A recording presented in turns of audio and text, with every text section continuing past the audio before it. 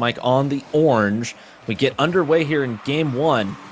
Wonder Mike picking up off of the kickoff. Mektos does go up for it, manages to slow down Wonder Mike's advance. As Taroko picks it up here at the midfield. No, he actually backs off a little bit. Waiting for Mektos to rotate. Holding steady.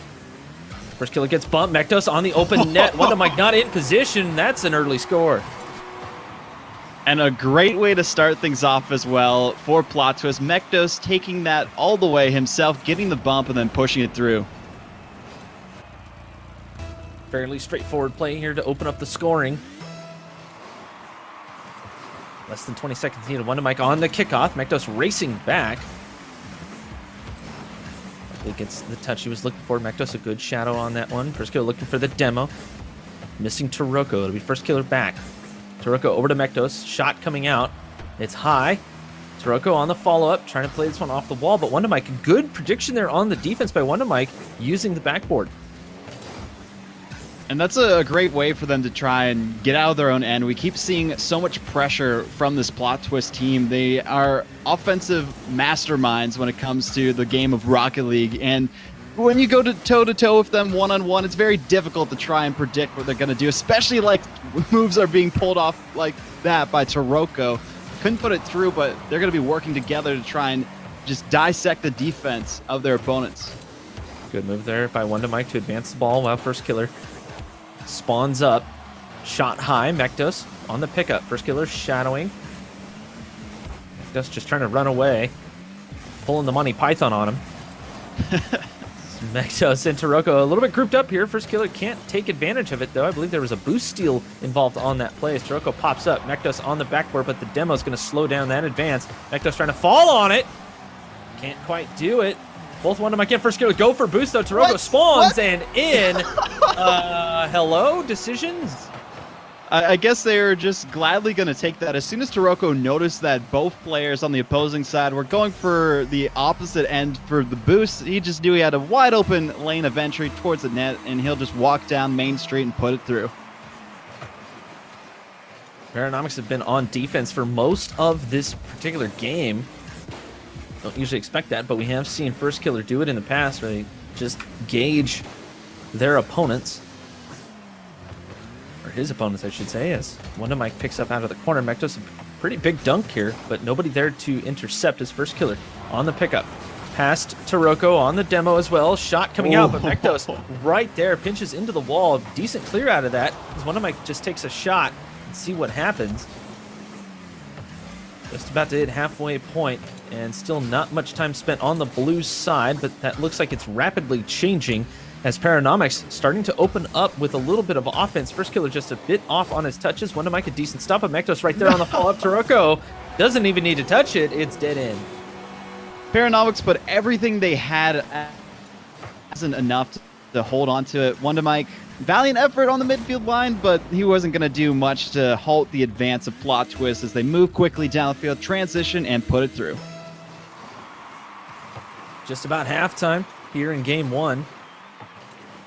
Mektos on the wall, and then open up the lead a little bit more. Still having Paranomics blanked, though, is Plot Twist, as Wonder Mike thought about going for the old Taroko bump. First killer on the follow-up, gets it just past Mektos' nose. A decent shot.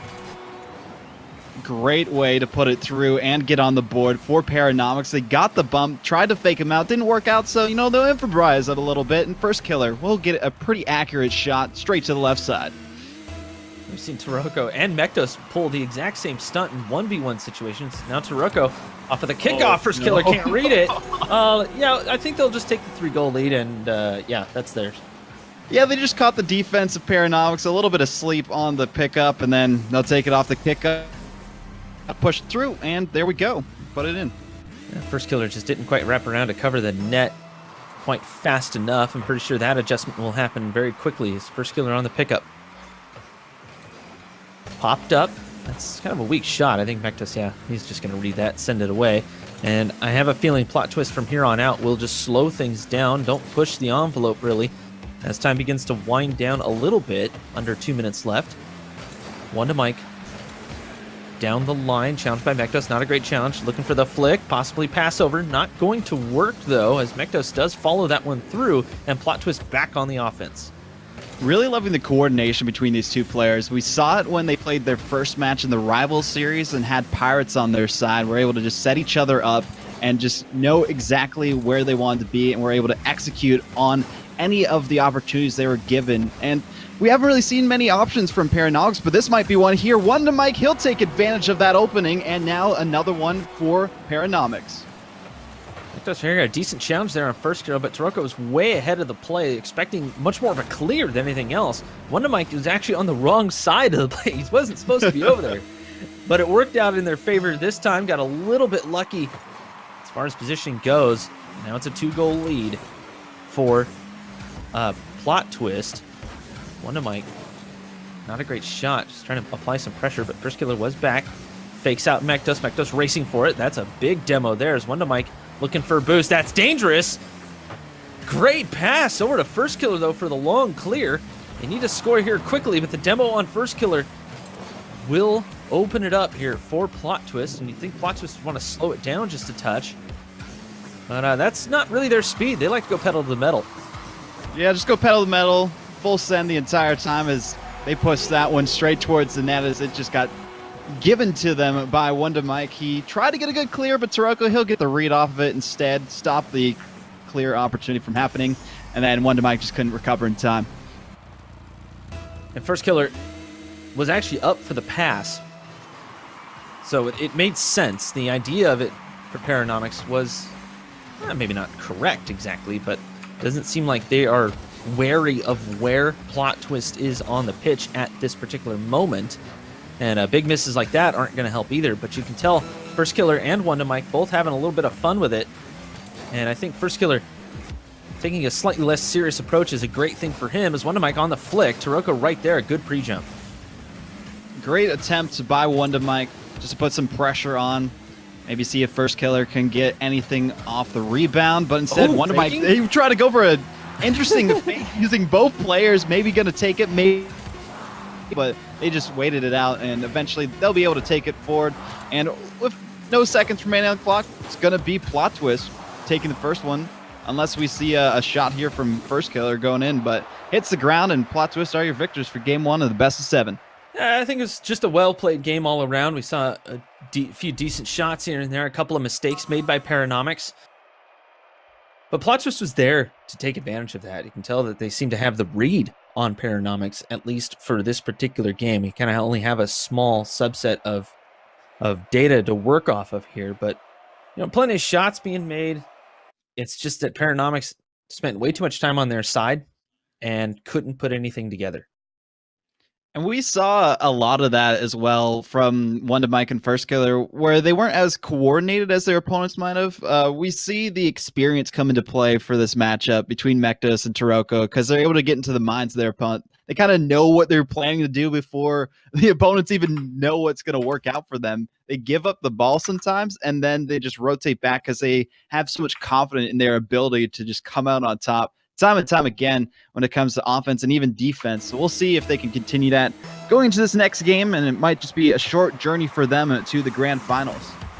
And we're off to Manfield for game 2. Taroko, that's a fantastic touch to send it away. Mektos didn't really have an angle on it. So Wonder Mike tries to slow this down, wait for First Killer to get in position, but coming from the wrong side, he wasn't able to do much with it. Taroko crossing the midfield line. It's First Killer just sending it away, looking for some open pitch. Wonder Mike on the cross. Way out there. Mektos trying to play patient, a little too patient, but Taroko cycles in nicely. I like the communication between Plot Twist so far. Now it's an open net. Taroko has to knock this down, just can't quite get it, and Wonder Mike will pick it up, take it away. 2v1 demo on the play, and Taroko, that was perfectly executed there by Taroko on the demo, but right back at him. Wonder Mike spawns, and a great save. Demos are so dangerous in 2v2s because then you only have a 2-on-1 situation for the remaining defender, but Mektos, he'll take a 2-on-1 any day and put it into the net. A crazy arrow maneuver to get on the board. First Killer just got a little bit anxious on this, and Wonder Mike on the wrong side of the play as well. Instead of rotating, he decided to go for the ball. You can tell Wonder Mike is trying to play as fast as he can.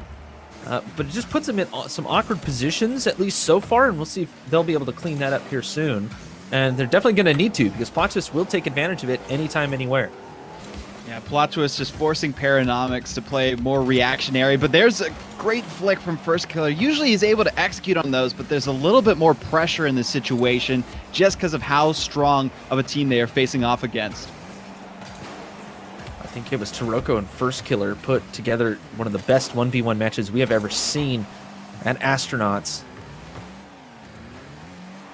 There's one of Mike off of the ceiling. That would have been absolutely crazy, but Taroko easily defended. Mektos and First Killer clashing in the corner. Centered. One of Mike right there, but Taroko, a great read, able to stay just ahead of the ball and sends it away. Only one goal scored here for Plot Twist. Does seem like Paranomics have kind of woken up a little bit. They need to wake up just a bit more, as Wonder Mike looking for First Killer, but Taroko comes off the wall first. Pass not quite as accurate, and with 3 minutes left, both teams pretty even at this point. Even the demos have slowed down. Yeah, less demos, but a lot more shots and aggression from Paranomics. They're not being stuck in their side as much as they were in the first game. They have a bit more coordination, some synergy between the two, but they need more than that if they want to take down this massive team of Plot Twist, especially when they're able to pull off crazy maneuvers, but they weren't really able to get one there.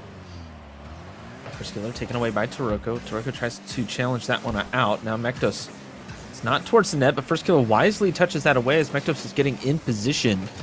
Wonder Mike racing back. Mektos, Wonder Mike backed off. That's a great idea here. Now Mektos having to flip through this, gets the reset, but it's too low to really do much with it, and Wonder Mike just sends it away. Right back in towards the blue side as Plot Twist defending their net a little bit more this time. Does seem like Paranomics, I don't know, would you say about even? I think, Vod? More give or less on possession? Yeah, a little bit even. I'd say about like 60-40 for Plot Twist so far, but Paranomics are coming back strong, and they're making sure not to overcommit too much, but I might have spoke too soon. They do manage to use the aggressive play to eliminate that push. Mike trying to get it around Mektos. Can't quite do it here. Twirling in the air. That's a center, but Taroko right there to defend and just sends it away. That's the first demo we've seen in a little while. Mektos popped up, looking for the center, possibly shot. Demo. Oh, First Killer was the one that got that demo. I believe he was the first one to jump, so probably had a little bit more speed as Mektos and Wonder Mike. This is on target. Not quite, but still. First Killer just send it away. Just about a minute left here, Vod, and this is the even matchup I was expecting going top shelf. That is a bit lucky. Yeah, a little bit lucky, I would say, for Paranomics as well. But now First Killer trying to carry this out of boost. Taroko patiently waiting. Wonder Mike is up now, looking for the angle. Sends it off the corner, but both Taroko and Mektos to defend. Be Wonder Mike trying to get in the way of Taroko as Mektos picks up. It's one-on-one. Mektos, Wonder Mike sends it away. Some great reads coming out from Wonder Mike. He's knowing to disrupt any of from the offense of Plot Twist, and he knows he can't allow them to dribble around him, so instead kind of tries to intercept him, but Mektos gets one of his own. Decent dunk there as Wonder Mike trying to send this one away. You can tell Paranomics want to play aggressively. It's just not working out for him. That was actually a decent touch, but on the half flip, Mektos takes over. Wonder Mike stopped by Mektos. Taroko tries to center. First Killer racing for it. Can't quite find the angles. Wonder Mike dunked on by Taroko. This should just trying to secure the lead, I should say, by Plot Twist. Sends it down, and Taroko patiently waiting for it. Gets the clear, and that might do it. Yeah, Plot Twist will take game 2. Nowhere near as decisive this time. But their defense was tested this particular game, and it stood the test. It definitely did. We saw a lot from Paranomics in the previous game, but it was more them just desperately trying to break out of their side and hope for the best whenever they went for a challenge. This time for Paranomics, they were actually able to put up some continued aggression on the offensive side and had a few shots that they were able to almost put through, but the defense, you did say it was tested, and it held true for the most part, even though there was a little bit of some scary situations for Plot Twist. They're still looking strong going into this third game. Paranomics just need to kind of connect all the pieces more than anything else, it seems like. It's all there. But Plot Twist have been basically stifling them anytime there's a pass coming out. Paranomics, every time they try a direct pass, someone is there from Plot Twist. Almost like watching one of their threes games, really. It just kind of seems in that style, the way that they're thinking, the way they're moving the ball around the pitch. Not necessarily unique as far as their own play styles go, but I would expect to see a little bit more solo plays coming out here into game 3, personally, just to change it up. You got to change something up, especially if what you've been throwing at the drawing board just has not been working at all. And we know First Killer, he's able to pull off those insane ones plays, but it seems like he's not as comfortable so far this series. So we'll see if he kind of gets into this rhythm, and especially if Wonder Mike is able to support him that way. Bullet coming through. Toroko using the post to send it out. Early in game 3, we are here at Urban Central. First Killer shot. Not wide enough. Wonder Mike has actually changed cars twice this series. One for the breakout. First Killer. That's a bit of a breakaway. Toroko does get the touch, but now he's way deep in the net. Gets back in position. Set up for Wonder Mike. Whoa! Right towards both of them and manages to sneak one by. Just enough power. Maybe the car change was enough to get that last little bit of oomph towards the net. He sent it to the right corner. They almost got the connection, but actually connected with each other instead.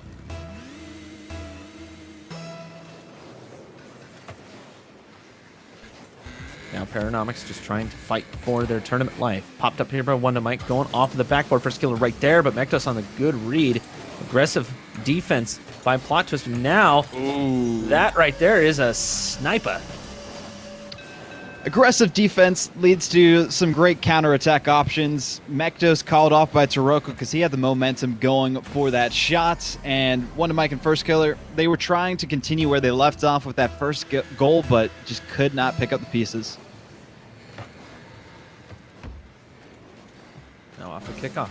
Mektos looking for it. The gentle touch, couldn't get control. It'll be First Killer to just send it across the line, and that's it, really. The midfield control battle raging on. As only a minute has passed here in game 3, but Plot Twist looking to potentially seal the deal here. They'll need one more, as this is a best of 7. Still some time here for Paranomics. No need to panic just yet. First Killer just kind of laying back, gets it past 1, needs a little help. Wonder Mike electing to not go for it as Mektos was threatening. Now Toroko looking for Mektos, a direct pass. That's a great clearance. Unfortunately, it is a touch off target, and play has significantly slowed down here, VOD, and I have to admit I'm a little bit surprised. Plot Twist might just be trying to save their energy throughout this series. They went full force in the first game, kind of showed their worth, and then now they've just been taking it as calmly as they can. They don't want to get a bit too heated for this one. Want to make a decent save following the ball's path on the backboard to send it away, and gets demoed for his transgressions. The one's prowess of First Killer coming in handy there. Popped up. Toroko anticipating that. Pops himself up. Now Wonder Mike right back in, but still a little bit of ping pong action, more like volleyball. Slower moving, if you will. As we're nearing halftime, First Killer looking for a pass. Wonder Mike is not quite there, or First Killer not quite accurate, or, you know, a bit of both. I'd say a little bit of both from what we've seen so far, but a little bit off from the shot from Toroko as well. He's just going to continue. They keep handing it right back to him. And nobody really attacking on the follow-up here from Paranomics. Relying on the solo play just a little bit. Oh, Mektos on a shot. Wonder Mike, a great save. Sends it towards the corner nice and high. He's going to have to attack here. Wonder Mike. Slow roll. Okay, Wonder Mike, this isn't the Masters. You don't need to just barely touch it. It's not a putt at the Masters. Come on, man. Yeah, it's a bit more intense than the Masters itself, and there's no Tiger Woods here to put in a Mektos great on shot, the but there's open net. Mektos instead. Sorry to go over you there, Vod, but good lord. This is beautiful. I mean, you kind of right had to, as Toroko went over everyone just to set up Mektos. That was a great setup by Toroko. A good heads-up play there by Mektos, creeping in on the center line. A minute 42 left. So some time here for Paranomics to catch up and potentially take this. Wonder Mike cycling back, gets hit by Mektos, shot by Taroko. First killer couldn't get there, but I think Wonder Mike really should have had that save. He just backed it, or he got into the net a little too far. Yeah, and that happens a few times as well. He tried to recover after just with the opposing teammate, and then just not enough time to get back in front of that net before the powerful shot went past him.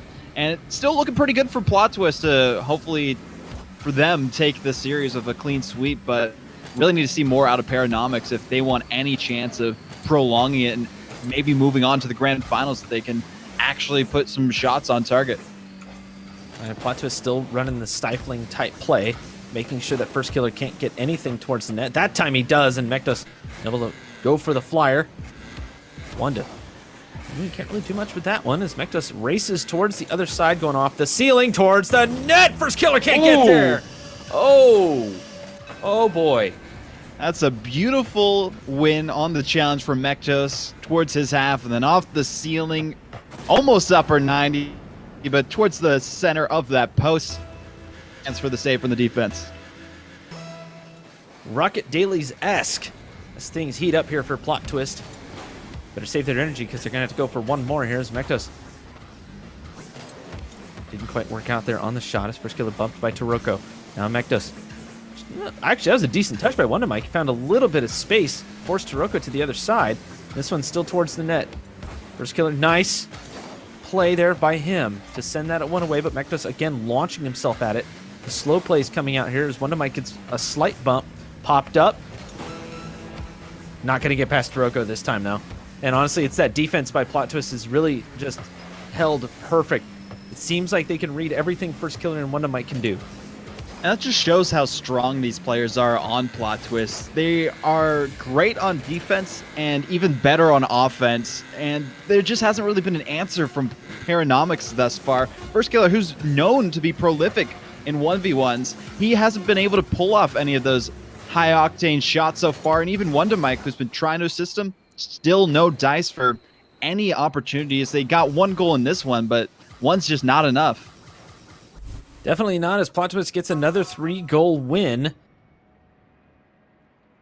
I mean, they're putting shots on the board. Plot Twist put a lot more on. Well, a couple more, I should say. But I just feel like Paranomics don't have that sort of thought process that Plot Twist has, where once someone gets rid of the ball, the other one is on it all the time. I mean, we haven't really seen that much from Paranomics either. Like, maybe instead of just going for those solo efforts, they could try and do some sort of passing plays instead. It kind of worked out the one time where Wonder Mike was in an awkward position and took advantage of, where he's just past the line of the defense for Plot Twist, but we just really haven't seen too much. Plot Twist has been playing it very close defensively, and they've just been spacing out on the offensive side, where they always have to send someone up to meet them or they're going to get scored on.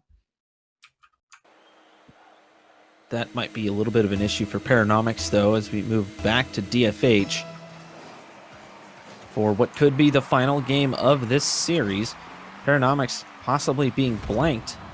Oh, Wonder Mike, that's a great touch, but Taroko able to just knock it to the side a little bit, and that's enough. As Wonder Mike right back towards the net, that's going to fall down. Taroko couldn't quite get a decent read on it as Mektos comes through for the save.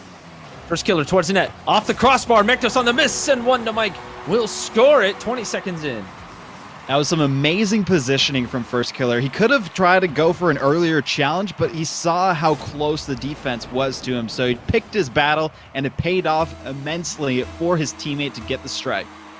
Those lightning quick thought processes that put First Killer high up on the leaderboard in the first place, especially in the ones prowess.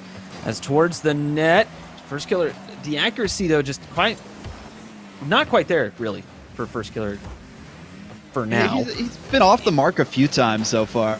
Even in previous series that we've watched him, he's just been a little bit off. That one, yeah, that one's off too. And I really think that's what could be hurting them the most. They're getting chances, but they're just not able to really put it towards the net properly.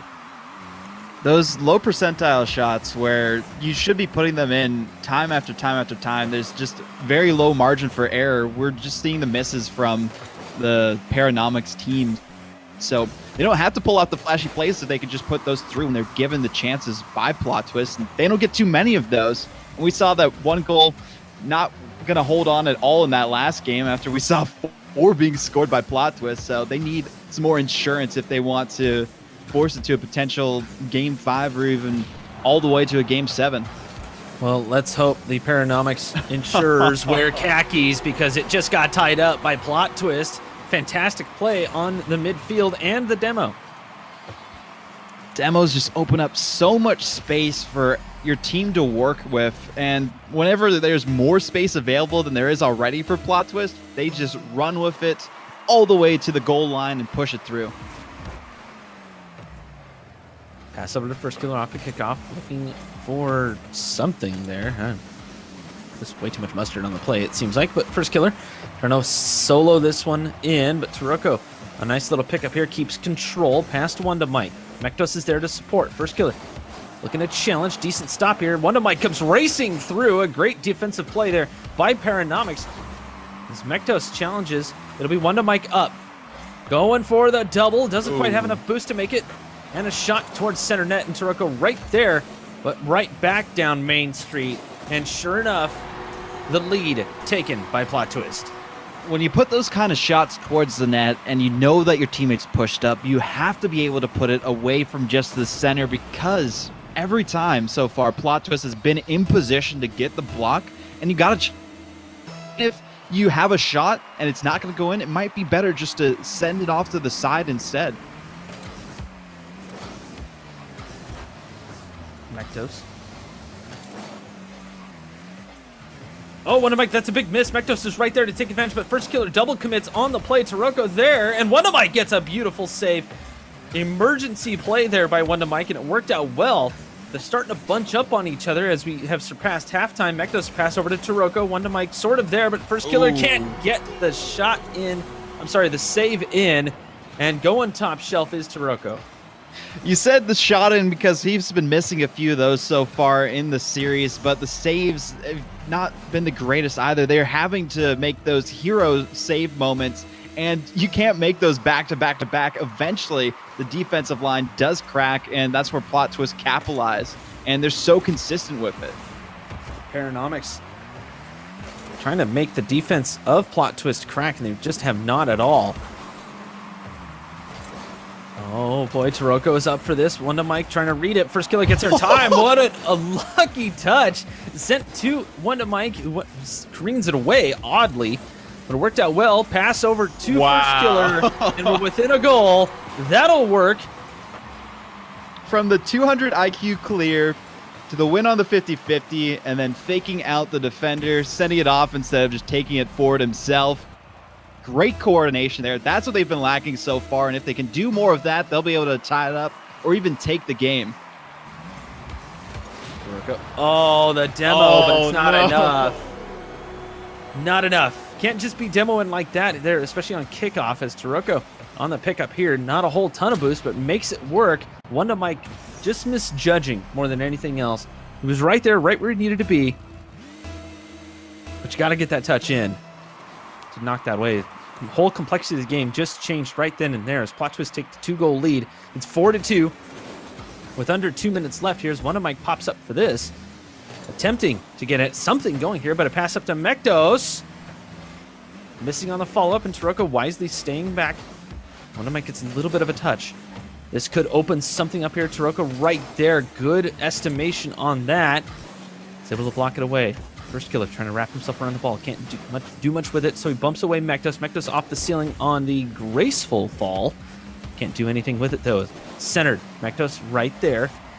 And I have to admit, Plot Twist have been able to predict where the ball's going to be just about every single time. I'd give it 99%, even when Paranomics are trying to set up a play.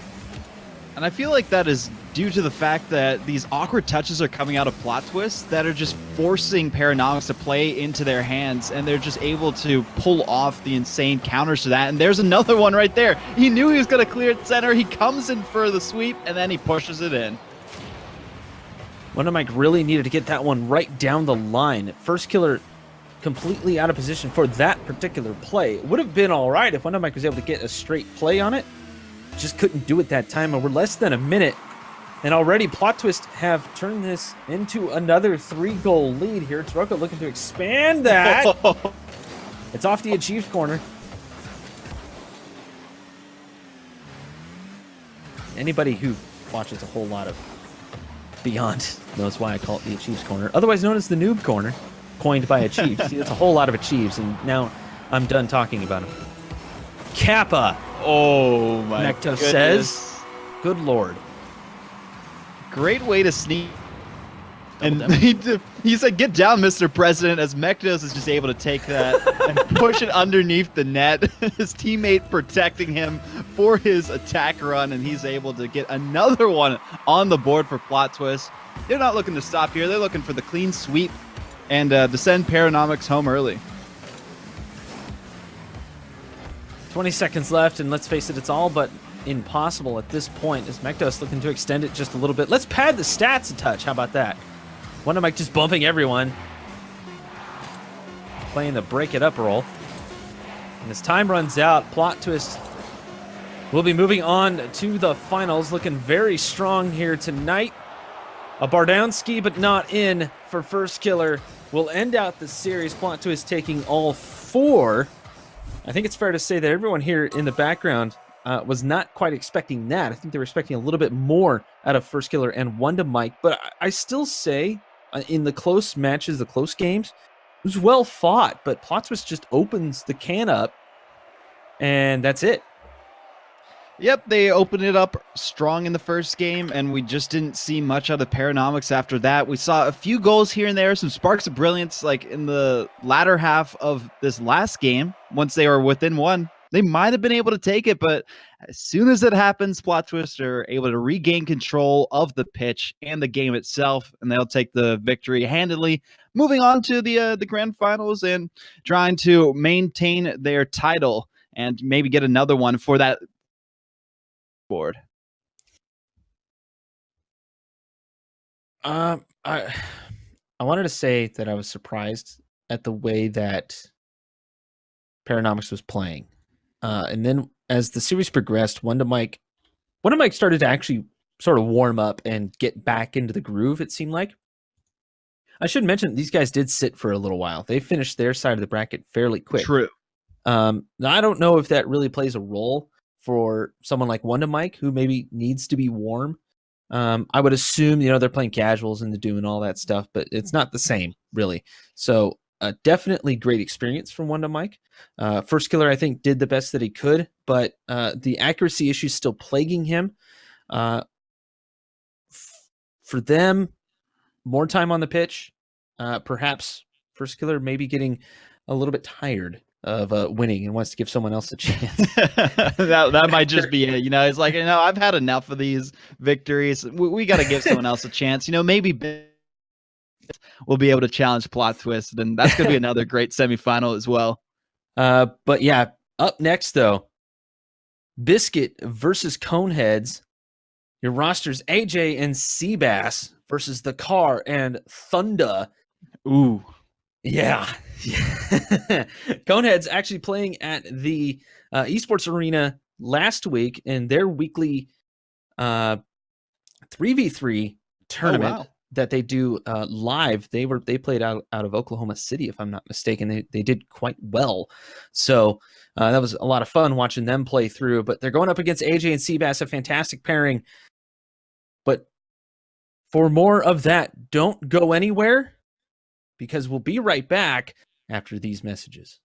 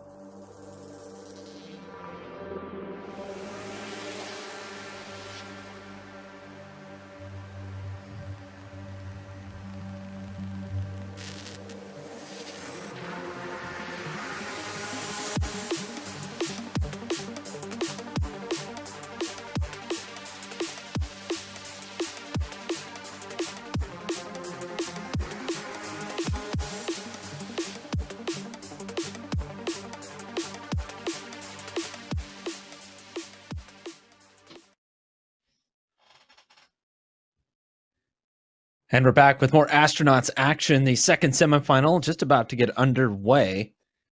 Biscuit versus Coneheads. AJ and Seabass representing Biscuit. The Coneheads represented by the Car and Thunda. I mentioned before, the Car showed up to the weekly season 2 of Esports Arena's live tournaments. Absolutely stomped everyone in the ones tournament. And then well, they took it in the twos. I believe he played with a couple of his buddies with cones on their heads. It was fantastic. We knew exactly who we were talking about when we saw them on the pitch.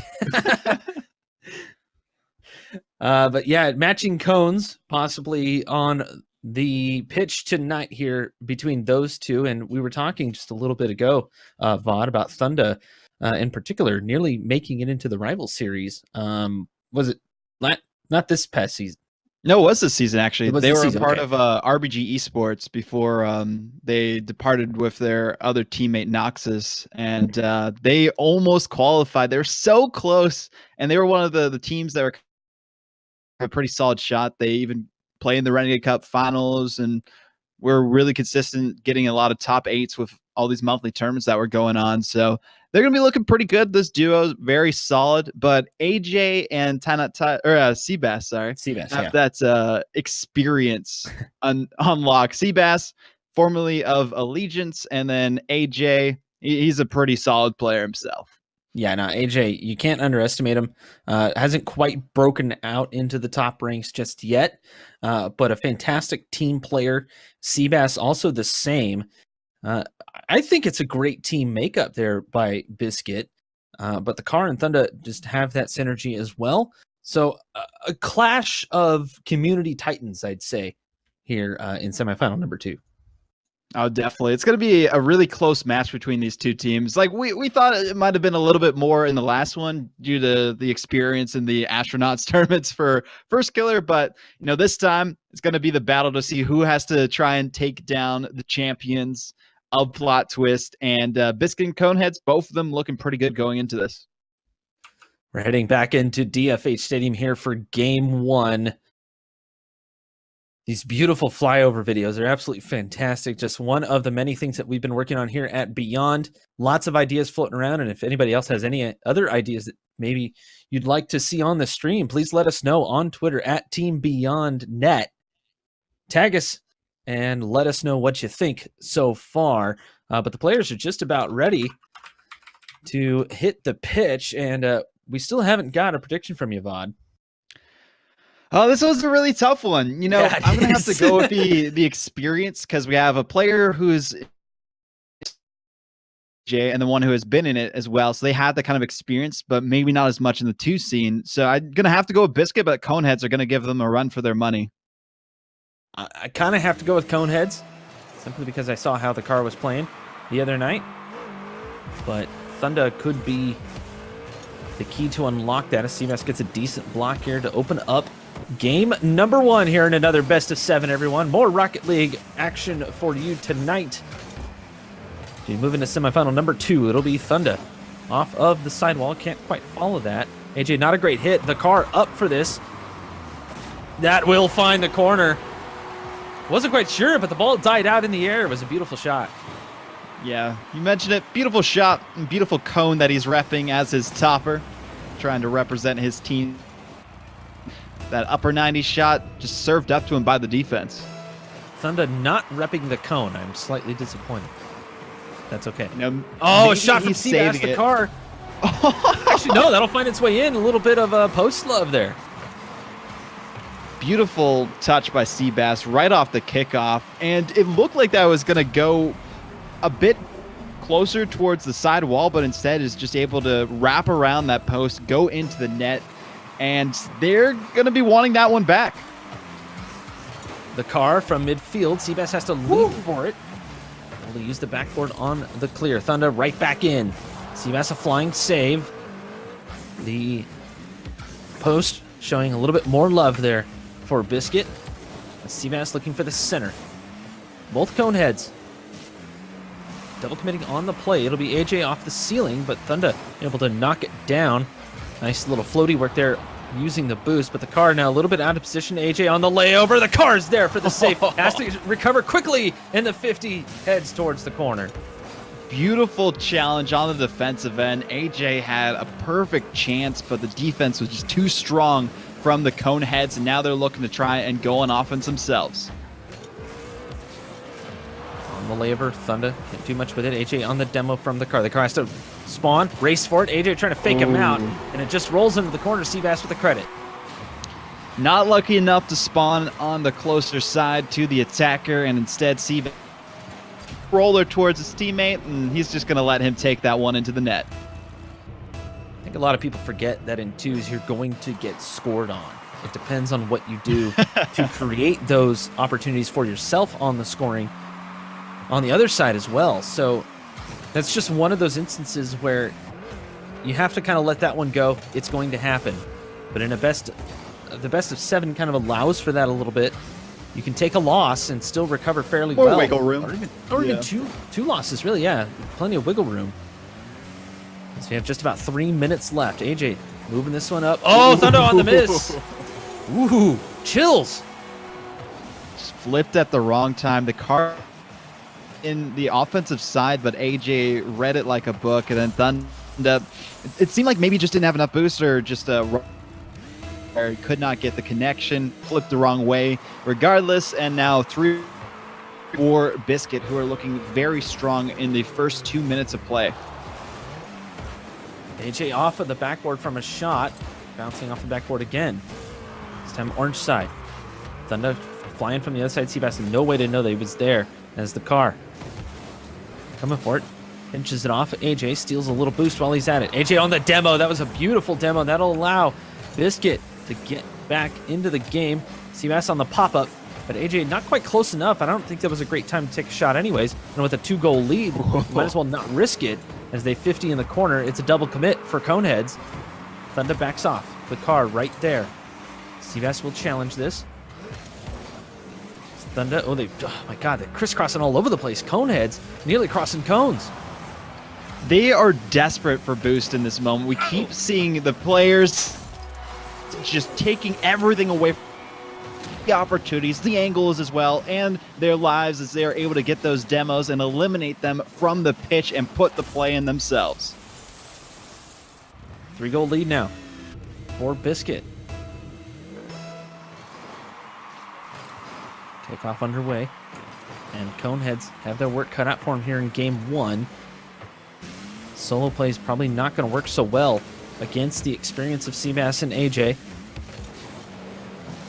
Through the center, AJ. Oh, just missing on the touch a little bit, but play slows down as Thunder can't do much with it. Seabass keeping the aggression up and going as the car. Not a great touch. He's going to try to follow this. Doesn't get what he's looking for as AJ picks up the reset, decides not to use it. More of a fake than anything else. Right back to AJ. Shot in the car. Can't lead it. Beautifully executed play.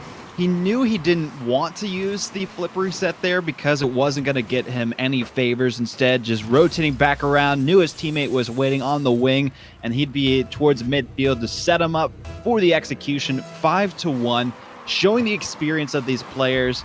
But I don't want to...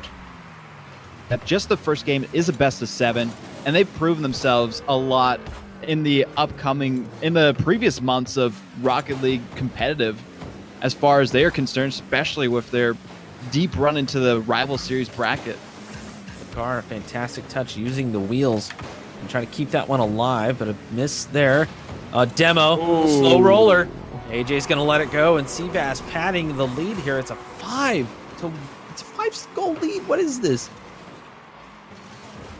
I guess this is kind of what we need to see from one of these teams, at least, if they want to challenge Plot Twist for the title. They're going to have to pull off this amount of goals, especially against that team, but they still have plenty of games remaining after this one. If you are Coneheads right now, you just got to work on your possession game because they have had it ripped away from them so Biscuit thus far, and they haven't been able to get boost either. Great save on the goal line, though.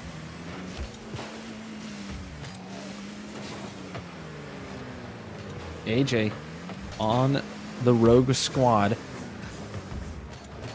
So tons of experience, and we're seeing a lot of patience from him as well. Kind of playing with this one in the corner. Bit like a cat, just playing with his food, looking for the double demo. He's going to run out of boost and have to charge back. Seabass.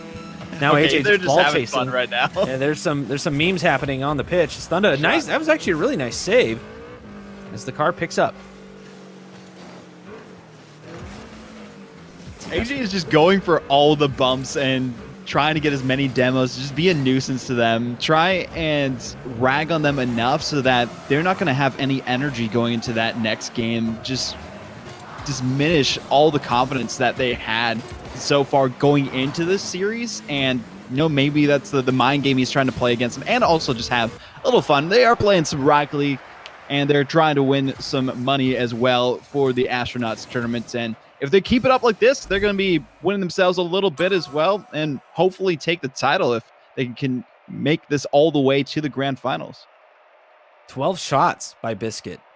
50% shooting percentage. Not bad, all things considered, but these 7 shots by Conehead, honestly, some accuracy needed by Coneheads. They didn't quite have a whole lot of time on offense, and they're going to have to start utilizing that as much as possible once they get on the other side. And I think the slow play not quite working out, but instead of it becoming a clear fest like it was there for about a minute or two, they decided to slow things down, try to get some control, and it just blew up in their face practically, especially with all the demos that happened. Oh yeah, so many demos towards the latter half of that one. So now it's up to the rookies to try and the more experienced veterans of AJ and Seabass, and I feel like they might have a solid shot if they get an opening goal against them. Car trying to open up the drive here. Seabass is right there. Good patience on the plays. Thunda couldn't do much with it here. It's a little bit of a touch, but AJ hovering. I think AJ's gone into full ball chase mode. The thing is, though, that he's actually doing a really good job. Nice pass, but Seabass wasn't quite ready for it. I don't think Seabass was even thinking his teammate was going to get that touch.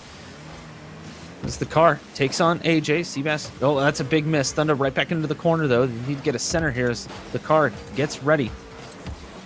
Oh, no, the car's got to back off. And AJ couldn't do it. Slow play. Thunda picking it up. Right on the hood. Past one. Can't get past AJ. The car needs to touch this. Manages to get there, but it doesn't really work out here as the battle for the midfield rages. Play slowed down significantly. Already a minute past. More. The car. Possibility here. Tries to carry this one through. I think he was looking for a little bit of a longer pass on that play. It just didn't work out as Seabass sends it to the other side. Looking for AJ. You know, these guys are real liberal with that mustard. Very liberal so far. They got their fill with the goals in the previous game, and now they're just trying to take it easy. Oh, it's not going to be an easy shot and a great save too. Turtled it up a little bit. The ball gets just past AJ. AJ manages to recover just in time as Thunda looking for the pass over to the car. Seabass remained patient, dodged the block there by Thunda. AJ out of the corner. 2 minutes have elapsed. Oh, it bounced off the crossbar. That's dangerous. Thunda trying to play this one out. Plays it off of Seabass. Fantastic challenge there as they move down pitch. AJ attempting to do something with this, but it's been a pretty even game here as both Biscuit and Coneheads are dead even. Although Biscuit has had 4 shots, whereas Coneheads have had none. It's the pre-defense, almost, you have to call it. As Seabass goes for the shot, the car gets a little piece of it, and it's enough to count for a save. But let's face it, Biscuit has had control for most of this so far as we hit halftime. So much possession for Biscuit, and they're not really playing with their food, but they're just taking it easy like we saw happen, but they can't afford to do that, especially when shots from the car come out and the defender gets jumbled up on the post. Let's see, Seabass, yeah, he did get a little bit jumbled up. It was actually a decent recovery, and when he realized the car was going to go high on it, he tapped on the jump again to get some more height, just couldn't quite predict where that was going to go. Couldn't shut down all the shooting angles. And now Coneheads take the lead. Got to feel a little bit more confident after that. Oh, over AJ, the car. All right, he's found his groove. The groove has been found. Just gets set up by Thunder. Take it, flip right over top of the defender. And now, if you're AJ and Seabass, can't really afford to take it as lackadaisical as they have so far for the first half of this game. They got all the goals in the last one. They've been putting most of the shots here, but the car has woken up, as you mentioned. There's Thunder. Oh. There's the connection. That's what they need to get the victory. Seabass just letting the car go after that. And then he goes for the demo. I don't know if that was a really smart move, but Seabass getting a little bit caught up in the memes, I think, trying to join in. And it's not working out for you, bud. Might be time to get a little serious here with just over 2 minutes left. As Biscuit find themselves 3 goals down. I mean, is it really that simple? Just take it a little bit more seriously? Or has Coneheads just kind of woken up here at game 2 more than anything else? It was a mixture. At the beginning, it was taking it a bit more seriously, but now since there's been 3 consecutive goals, a few seconds in between, they need to do a lot more than take it seriously if they want to come back from that deficit with the remaining time on the clock. Demo on the play, AJ. Out of it is Seabass. That's right at the car. The car not quite having the angle to take a shot, though, as AJ off of the wall. Seabass trying to follow this out of the corner. Oh, he just couldn't read it. That's awkward. That's really awkward. And awkward their play at the beginning is just kind of starting to bite them in the butt even more so. They did after the first goal went in, but now it's just the floodgates have opened on their defensive end, and maybe they're just going to give up this game unless things change on the flip of a dime for AJ and Seabass of Biscuit, because we haven't really seen much appetizing play from them. It's just been a bit moldy. Much like the bread in my cupboard. What? Seabass trying to pick this up here. And this play begins to wind down. Thunder not even going to force the issue and actually brings AJ out of net. Seabass on the pop-up. That'll make it tough for the car. And AJ just sending it back. As we see Biscuit, I think they're starting to clean up their act a little bit. AJ still kind of chasing a little bit on the double commit there.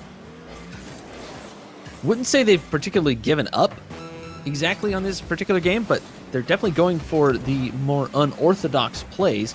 And there is a possibility here that they're playing the mind game for the next rest of the series, really. It is a possibility, especially after how confident they were in the first game, and especially the last few seconds of it, where we just saw AJ going full ball chase mode and getting all the demos and bumps he could. But now, since they do drop a game, they're going to be tied up in this best of 7. Have to bring their all in the next one, especially after the great shots that were pulled off by the car and Thunder in this one.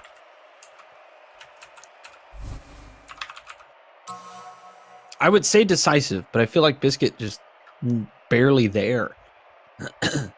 The 4-shot number stood, and Coneheads had 5 shots, and the accuracy skyrocketing on that play, but mostly because Biscuit just didn't have the defense there, let's face it, at all.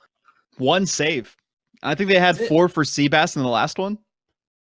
Yes, something along those lines, and even AJ had a few saves there. So I don't know. We'll see. I mean, moving to game 3, we're tied in the series, and just to kind of, mess with everyone, it's a best of 5 again. God, I hate that. So it's a. You confused me for a second there. I almost fell for it. I'm like, wait, it's been a best of 5 the whole time? No, it just is now. No. But it is now. A game has been won. I see. It's been so long since I heard that. I wasn't ready for it. I know, right? Seabass looking for the double. It's in. Let's open it up here. Biscuit going no holds barred in the first 10 seconds. Easy. They might have felt it was a bit too long since we saw a goal from them, so they wanted to be a bit more present in this game, and then Seabass will take that right with the second touch and a great execution of the play by Biscuits. But now Coneheads, they're looking to come back and try and pick up where they left off in the last game.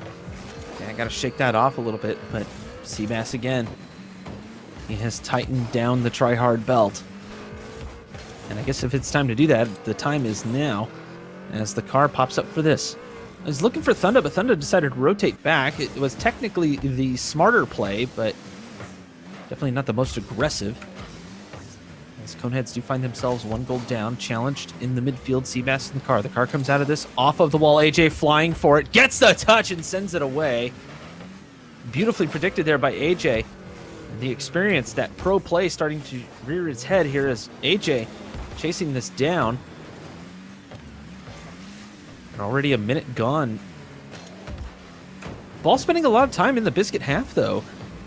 I was kind of expecting Biscuit to sort of ramp it up a little bit, and granted that first goal does help. Oh, near tie it up. That's Thunda. That was the extreme angle shot. Just didn't quite work out this time. Very tough, but them spending more time this game compared to the previous two in the offensive side, or the car and Thunda, bodes pretty well for them as long as they can maintain their boost, because they struggled with that the most in the first game. Looking pretty solid going forward in the remaining of this to hopefully tie things up, unless we see another breakaway play like that from AJ. Seabass looking for the double, but the car on the backboard defense. Smart move by the car. Seabass passed 1, and then he tried to predict where the car was going to go with that. And unfortunately, a little late on the uptake there. This is centered, AJ racing for it. A little bit of a touch, has to grab some boost, so he backs off. That's Seabass looking for AJ. Right back to Seabass, but the car reads it well. The car cycling in and out around the center of the pitch as Thunda finally comes out of the net. AJ with the 50, but the car picks it up. Decent action on the Conehead side. But it's still only a 1-goal lead here as Coneheads have been kind of keeping the ball away from their net more than anything else, not necessarily having to save any shots. And don't leave it up to chance. I have to admit, it's a great strategy. Thunda was just trying to dodge that so much. The entire time he could just hear the engine of the car of AJ behind him, but instead he couldn't get the demo he wanted. Car would sweep in, clean it up, and clean the score line up as well, so they're able to get back into the game and have a half of this one. That's right. A single for both teams on the board here as the car gets there first, looking for Thunda towards the net. It's off the crossbar, and Thunda a little bit too far ahead on the play. Can't quite finish that one off, but a decent clear here. But open it up as Seabass on the wrong side of the play. Thunda off of the backboard, and this is a definite slow play. Oh, Seabass really needed a lot more power on that, but the car picks up. Waiting for Seabass to get the touch. Thunda in the right spot. Not great execution, unfortunately, for him. But a definitely even game here in Game 3 VOD, and honestly, I'd almost say it was a dead heat, but nobody really able to get anything started, and most of that is because both teams have tried to smother the ball as much as they can. Seabass off of the ceiling, looking for the pass to AJ. That'll go high. The first half of this game was mainly the possession in the favor of Coneheads, even though they gave up a goal, and there might be something there. Oh, they're barely able to skirt the goal line and save it with just a little piece away from going in. Seabass about as calm, cool, and collected as a frozen, well, Seabass, I guess. That fell apart. Seabass on the pickup. Gets it past Card. He's going to have to work with it a little bit, though. Shot coming through, and Thunda on the pre-jump. That's the old Scheist block as AJ wrapping around. I think he was trying for the bump on the car, the wrap around the ball trick that we've seen a few people do so hard to execute. He almost got the bump, and he almost even faked out the defender, but the touch was just too soft for him to get the shot off, and couldn't throw the change up against him fast enough. But Thunda, the car, they're looking a lot stronger in this game compared to that first one, and they might have a chance. They just got to keep taking those opportunities whenever they're given to them, and be sure to spend as little amount of time as possible on their side. But Seabass is going to continue to do that. The bump, no, it doesn't go in. What is this? The car managing to just barely hold on. This is towards the net. Seabass up for it, though. Nice little sideways maneuver as Thunda. That's a rocket. AJ able to pop up and send it away, and we have a tie here in Game 3. Urban Central giving us some of the best Rocket League in history as well as right now, as we have hit overtime. This actually bodes well for both teams because they've just been playing at an even pace. None of them really having a clear advantage, although we've seen some great shots from AJ and Seabass, and they've been spending more and more time towards the defensive end of Coneheads, but we might see a solo play be pulled off, and they would be able to execute on that one to try and get it, but still not going to pay off for them. Seabass on the send-away, sets up for the car. Solo play, that would have been off of the crossbar, but AJ wisely popping up for that. Always got to go for those touches. Seabass stopped by the car, but only momentarily because AJ right there. Thunder trying to guard the net on the pre-jump. AJ on the miss from the mechanical shot. Doesn't quite come out as Seabass takes it away. Oh, wait, Thunder. This is dangerous. Oh, no, the car electing not to go. It's one-on-one. Seabass and the car. Honestly, I would not want to be facing the car. He's actually quite good at ones. Now, AJ, that's dropped down. The car has to read this. He can't do it, and Seabass breaks the tie. He almost had enough of it, but was a little bit too slow on the come up for the challenge, and also a bit too far into his own net to get the touch to knock it away. But great coordination from both ends of the pitch. This one, some very solid Rocket League being showcased here on stream, but AJ and Seabass able to win it out in the end for that one. Looking pretty solid going into the remainder of this best of 7. Yeah, no, they're looking pretty good. I have to admit, they cleaned up their act. They started putting together some decent plays, speed plays. We saw some slow plays, and both teams trying to change it up as much as they can. But look at that shot number. The car had 7 shots and was just not able to get anything into the net other than the one. The defense wasn't too great for Biscuit in that second game, but in the third game, they were able to showcase it yet again. Just flip the switch, and then they're back in the lead for the series. So now it's up to Coneheads to try and bring things back. As we get set for Game 4, we're back to DFH. As AJ actually rolled away from that kickoff, Seabass has to recover on the wall. Thunder waiting. Oh, nice little delayed flick there by Seabass. AJ still has to wrap around and head back. And again, Game 4 starting at a dead heat. We're far side. AJ, the car right there, patient, but Seabass is there, looking to get a little bit of control on this ball. Thunder getting in the way, and AJ demoed for his transgressions. He's spawned. Can they get anything together? They cannot. AJ right there near post and sends it away. Beautifully done there by Biscuit to avoid any shot happening. Well, demo. This is crossbar. Thunder. What? Can he do it? No. Seabass comes in to clean it up. That was awkward. Very awkward from the defense of Coneheads. The car couldn't really get a touch. Thunder, he wasn't even able to connect with it either. Just miscalculated the angle that it was coming in, and then eventually it just pushed itself enough with the force of the shot from before past the goal line to score a shot and a goal for Biscuit. Seabass on the clearance here. Car thinking about challenging. It does. Can't do much with it, though. It's Thunder electing to back off.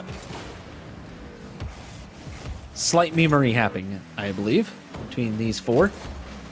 They obviously know each other. I'm sure they've played together and against each other many times throughout their careers. Oh, big demo. That could open things up here. The car. Possible double touch, but AJ defends the backboard very well. Great positioning by AJ, and a lot of confidence being shown. Now Seabass off of the backboard. AJ up for it. That's towards the net in the car. Perfectly defended. Now it's an open net. Seabass won't be able to do it, and Thunder will credit the tie. And that could have gone either way during that whole encounter. Seabass, he was not able to get the demo, which would have bought to rotate back and put a shot on. Instead, Thunder was just able to expertly maneuver around the attackers on the other end, and Coneheads are now able to tie it up. Only a minute and a half elapsed here in Game 4, everyone. A best of 7 on your plates. AJ on the pickup. Slow play.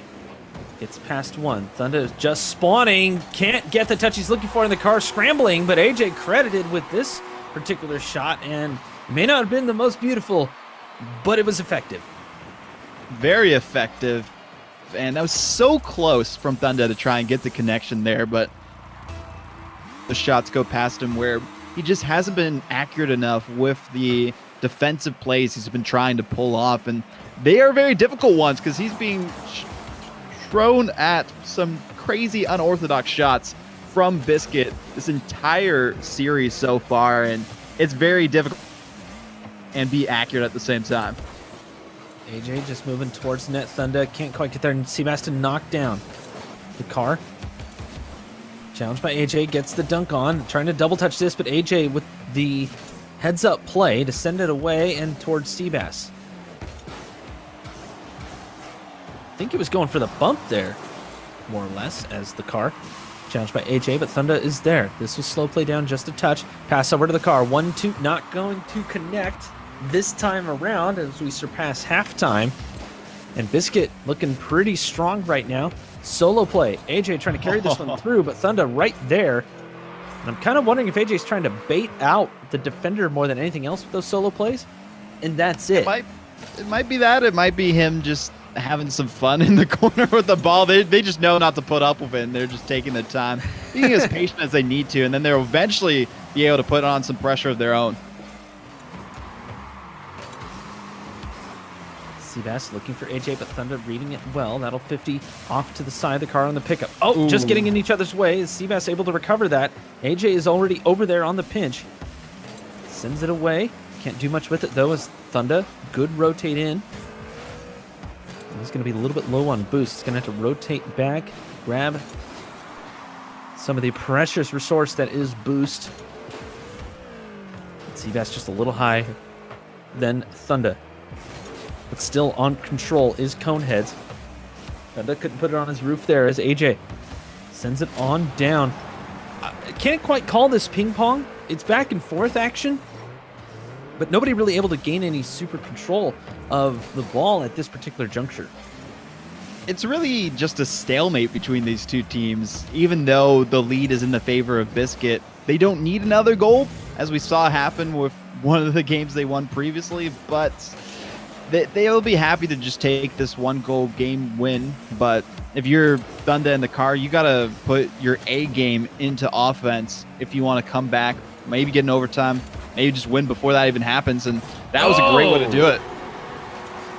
This is a great pass play here. AJ on the way back.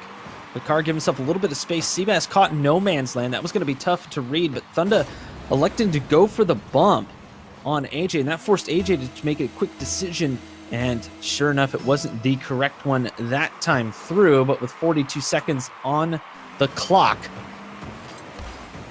Biscuit need to open it up just a bit. Someone say they need to crack the cylinder. Oh, one of my best things. This is one of the best things to do in the kitchen. Oh, good Lord, I'm hungry. Anyways, Thunder trying to do something. And unfortunately, it wasn't much, but the stalemate continues here, Vaught. And the last 20 seconds, we could see a goal. But I have a feeling we're going to see another overtime more than anything else. And overtimes actually go in the favor of Biscuits if they aren't able to get this through in the last few. It just resets. They're so confident on those kickoffs that they're able to win those the majority of the time. Have a chance to finish it here. No, what is happening? Seabass going full savage on this. And right there, the car not even realizing that that was going to bounce so low, and Seabass able to read it perfectly. Biscuit able to open up the lead. They need one more to head into the finals. Feels so bad for Coneheads on that one. Fine, it's gonna hit the ground eventually. There's no time left. We don't have to worry about defense as much, send someone up just in case. But Seabass just rolling in like a rocket. He's able to just send it all the way to the corner, right where the car was none the wiser, and they're going to be missing that overtime even more so now because they are facing elimination from this tournament. And Biscuit, they're facing one more game to win and move on to the grand finals against Plot Twist. I think the tale of the tape here actually tells much of the story. One save for Biscuit was all that they needed, whereas 5 saves for Coneheads. most of the time being spent on Conehead's side. They had to defend their net so much that finally, for Biscuit, it just made its way through as we move into game 5.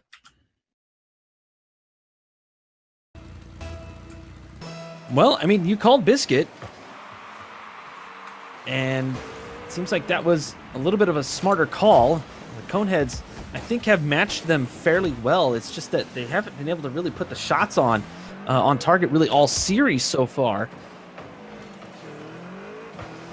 Coneheads definitely looked a lot more confident compared to the previous semifinal that we had with First Killer and Wonder Mike. So they have the experience with the ones with the car, and obviously playing in a lot of the bubble scene tournaments for monthlies and Renegade Cups and different Astros here and there. But they need to pull out all the stops to get the wins necessary to grant themselves a spot in the grand finals. And demos like that, they're going to pay dividends with those goals. They really will, and I think, AJ back to steal boost on the other side. I should say forward for him, but the car getting that demo, and that just opened everything up, and that'll open up the scoring here for Coneheads. Attempting to stay alive and force the game 6. AJ slamming on the brakes. On the flip up. Doesn't have the boost to really play with this too much. That's a great center, though. Thunder trying to follow. Seabass, that's high. And the car able to clear it above AJ. AJ really needed to rotate back that time around. He just didn't do it. And the car gets number 2. Beautiful from the car, showing off some excellent patience. He knew that the ball would just be handed straight towards his front of the car. And he's just going to ride that all the way to a 2-goal lead for his team of Coneheads. And hopefully they'll be able to pad them stats even more so with a stronger lead after this one if the flip reset was able to pay off. Seabass getting the save, trying to get it over to AJ, but the car's right there. Seabass again has to bail out Biscuits. This is a perfect shot. Thunder trying to be aggressive, and AJ taking advantage of said aggression. A little out of position, but he made it work. Starting to sound like an owl a little bit as I'm just saying who to all these goals because they are beautiful from both sides of the pitch. AJ with some practice precision towards the bottom corner of that one. They just weren't able to get back in time. A solid challenge in the air, but not enough to stop the ferocity of the shots we're seeing. AJ up for this. I was going to say, did you upgrade your glasses? Because that would actually be kind of cool. That would be nice, actually. Right? Stalemate on the far side of the pitch as Seabass puts a little bit more speed on it, but unfortunately goes inaccurate as the car chases down. AJ challenging left and right. Seabass on the pickup. Can't do too much with it here. It's just a touch low on boost. Seabass on the pickup. Oh, that's a huge demo again. Biscuit one-on-one. It's AJ versus the car. Good touch by AJ. That's going to send it away. Thunder was creeping up on the play, and Seabass had just spawned. Finally grabs a little bit of boost, steals it from Thunder, and we've hit halftime here, Vaught. And again, dead even, but AJ looking to break said evenness. Double commit on the play. Seabass, luckily the car stayed back for Coneheads. Looking for the pass up. Thunder out of the corner. Can't get the double, and it'll be AJ to send it to Seabass. We've gone around the world once now. Well, I guess we're going to cross. Thanks, Seabass, for breaking the trend. Might have had a chance. Oh! The dynamic is actually paying off pretty well for Seabass and AJ. AJ being the main striker, Seabass the guy to set him up, but this time the demo, not enough accuracy or pressure from Biscuit, but a good bump on the attacker from Coneheads to prevent his shot. Spacing issue just a little bit here for Biscuit. Just a little bit too far ahead on the play there on the second man. Thunder off of the backboard. Seabass was right there. It was a little bit awkward position because he missed the boost, but now AJ trying to keep the offense alive. 6 shots for Biscuit. Coneheads have 5, but it's only been done by the car. Thunda has not been able to open up. He tried there, missing on the double as Seabass attempting for the play out. Did the car get a piece of that? I don't think he did. I think it just somehow glided around him, but they were able to put a shot on. But still, it's not just going to be enough to push it through. They are still holding on to their 1-goal lead, but we've seen this stalemate so many times, and so many other times Biscuit has been able to break it. Whoa! Not that time, though. Not this time, no. The car with a great follow-up shot here. And this comes down to Thunda on the setup, just kind of forcing Seabass to try to make a save. The Seabass attempting to flip out of the back of the net, and most people know, at least in Rocket League, that the back of the net requires really you to just drive off of it, but he was facing a weird angle and he tried to flip out. The flip doesn't go that far. So the save did not come through here, but with 45 seconds left, Biscuit looking a little off this particular game, but I think mostly because Coneheads actually kind of came alive here. This could be a shot. And with 30 seconds left, Biscuit's still looking just as strong, but the accuracy is just about gone as the car opens up the lead to 3. As soon as the accuracy has been able to be pretty high percentile for the car and Thunda, car taking most of these shots, but they've just been trying to put constant pressure on the Biscuit. Been getting in their comfort zone that they haven't really had for the majority of the series. Even in the one game they won beforehand, and now they have another shot that's going to go in back to back to back. 5-1, biggest deficit we've seen in favor of Coneheads. The car. Yep. That's the old effect shot right there.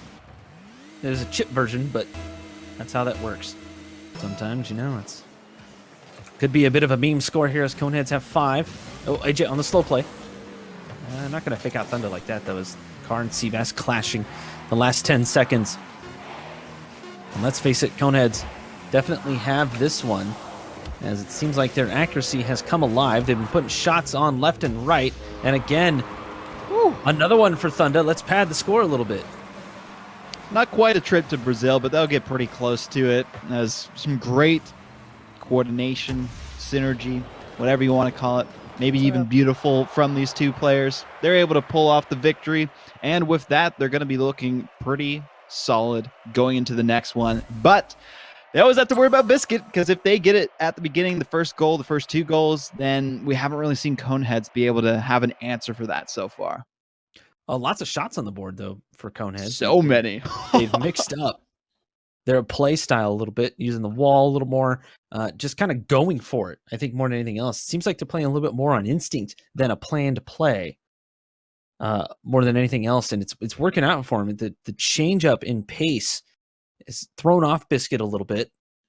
Well, a lot of it, let's face it. Maybe this is the time that AJ and Seabass need, after that 60 seconds, maybe a little bit less, get going right off the bat for this one. Prevent any of the shots from the car, because he seemed to be the most dangerous factor of offensive force for Coneheads. So if they can intercept him and predict him, they'll be unstoppable and move on to the grand finals.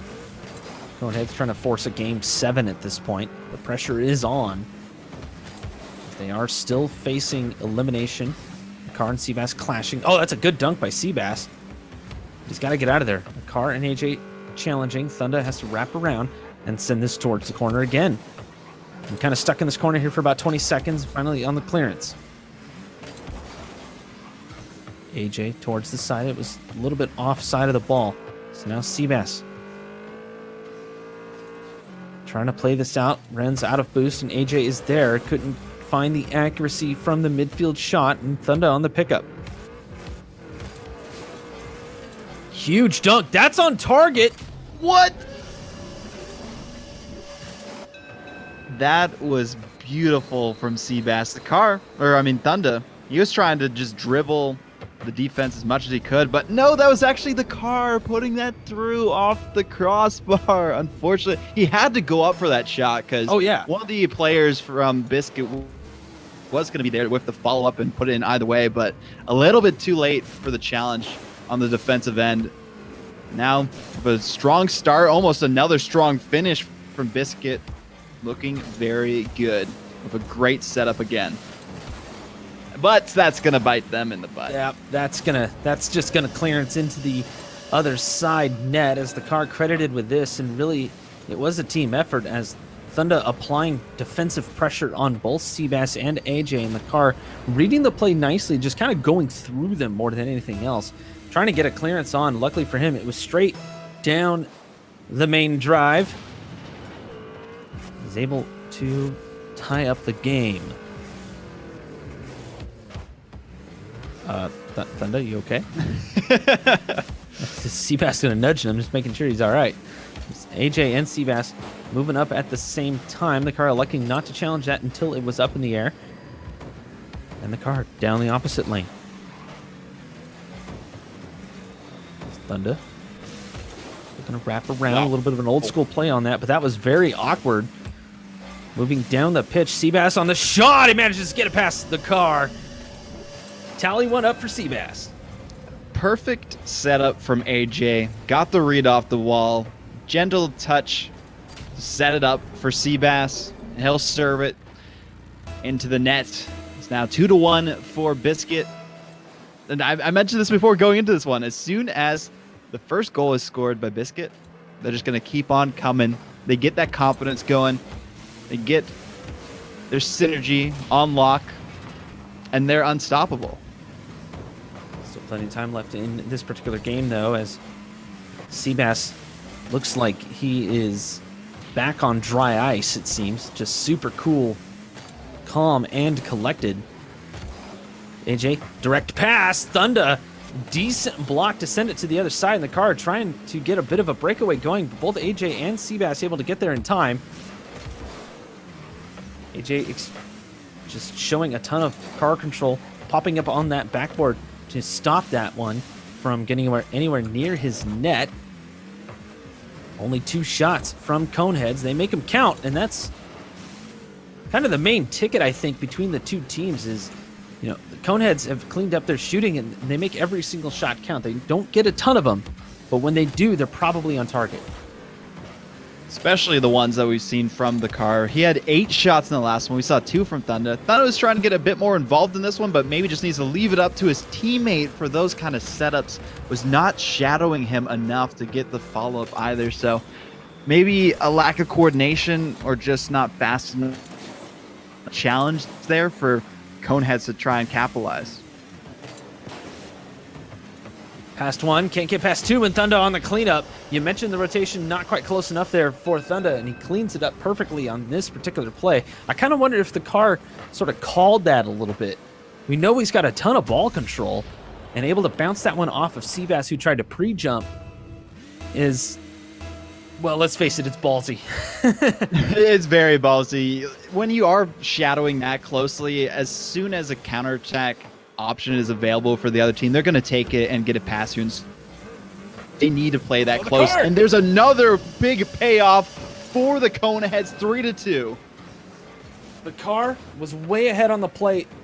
Thunder able to just center this one, and Seabass, no idea that the car was there. A backflip, trying to get the save going.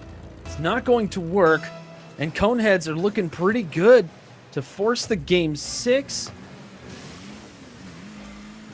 Actually, I take that back. They're going to force the game 7. I'm sorry. What am I doing? I'm trying to build all this drama. It's the wrong number. Caster math. It's so good. Happens once in a blue moon. And there's a lot of blue moons in Rocket League, it seems, but anytime we're at a night arena. Pretty blue much moons all over the place. AJ trying to get the tie-up going here, but Thunder shuts it down. Seabass to keep it alive, but there is a demo. As the car gets the demo, and AJ right back in. Pass over. Trying to double touch this. Gets the double. It's off the backboard again, and Thunder staying very patient on this. This could be the dagger. That's got a dagger into Seabass? It was a great setup, but Seabass had to go for a kind of challenge here.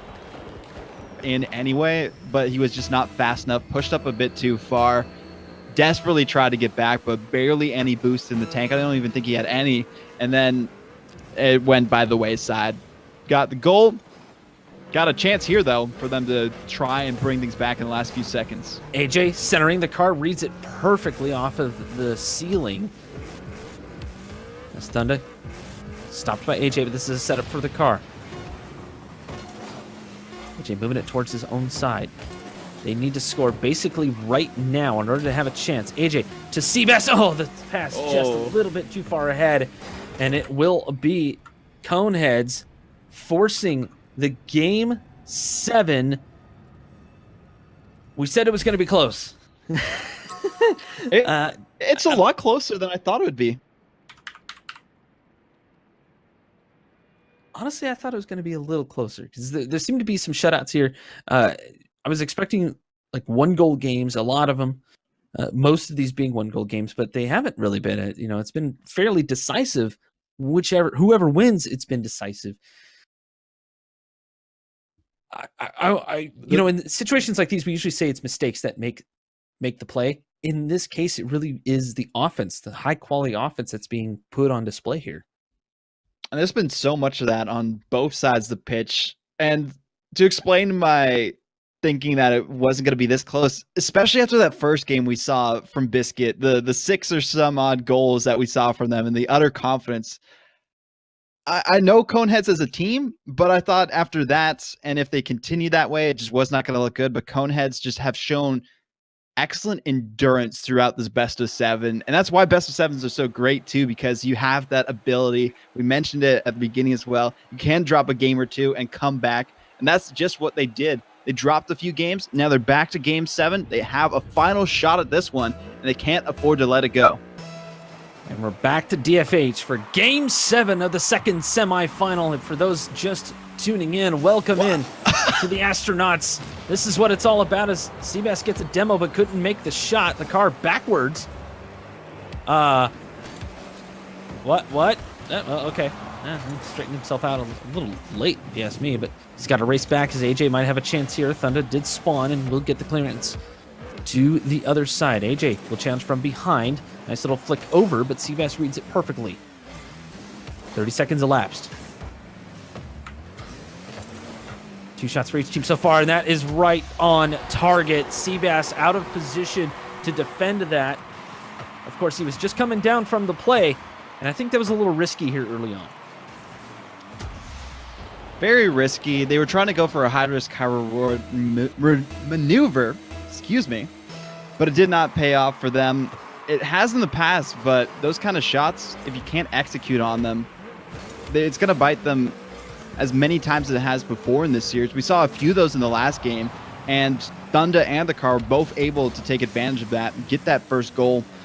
And they're going to be looking even more of those, some more insurance, because they need it against this team. Thunder, decent block there, popped himself up. Now, Seabass in the car.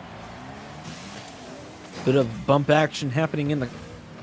He couldn't take advantage of the opportunity given to him. Seabass moves this one towards the net. AJ trying to knock this down. It's off the crossbar. Seabass on the cleanup. Can't find the angle. Oh, the accuracy from Biscuit is absolutely in tatters. Seabass backed off of that play. There's a demo now. Thunder electing to go off the backboard and sort of shadow the ball. Make sure it doesn't go anywhere near his net. Double commit on the play.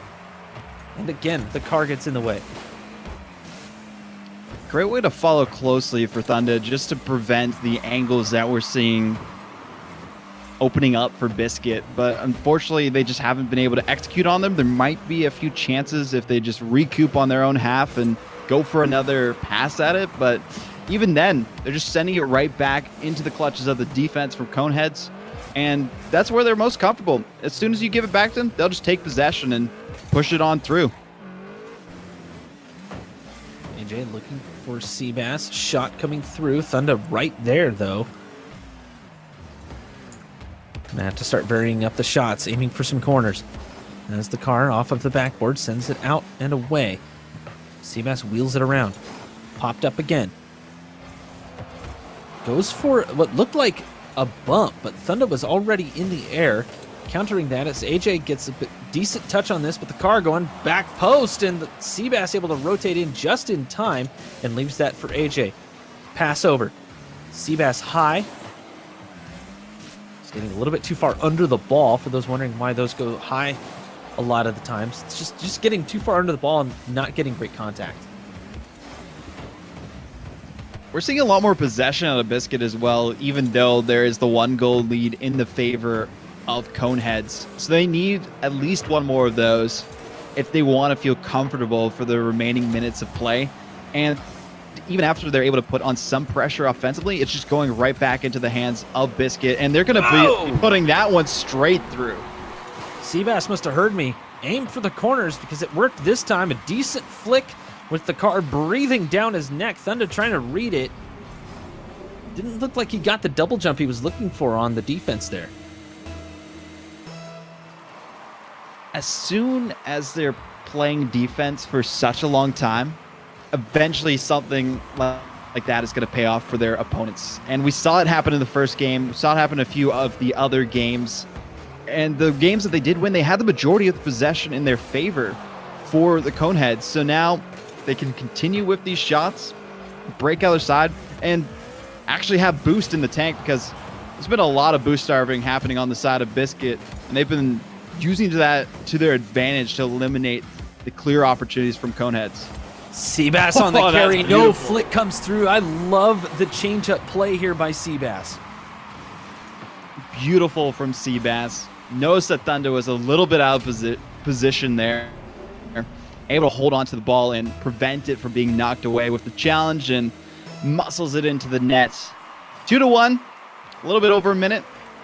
Still a chance for either team to come out with the victory here, but with all the possession in the favor of Biscuit, it's just working even more so into their favor.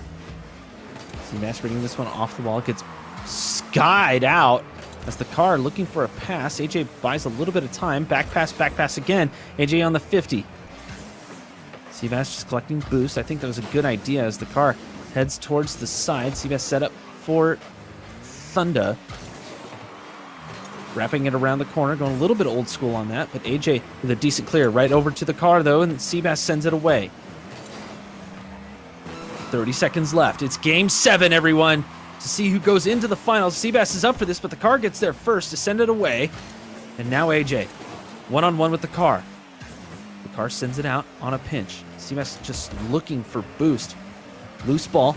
Thunder leaves it for the car, but unfortunately can't find the angle. 10-second timer going off. AJ possibly looking for the dagger. Coneheads need one more.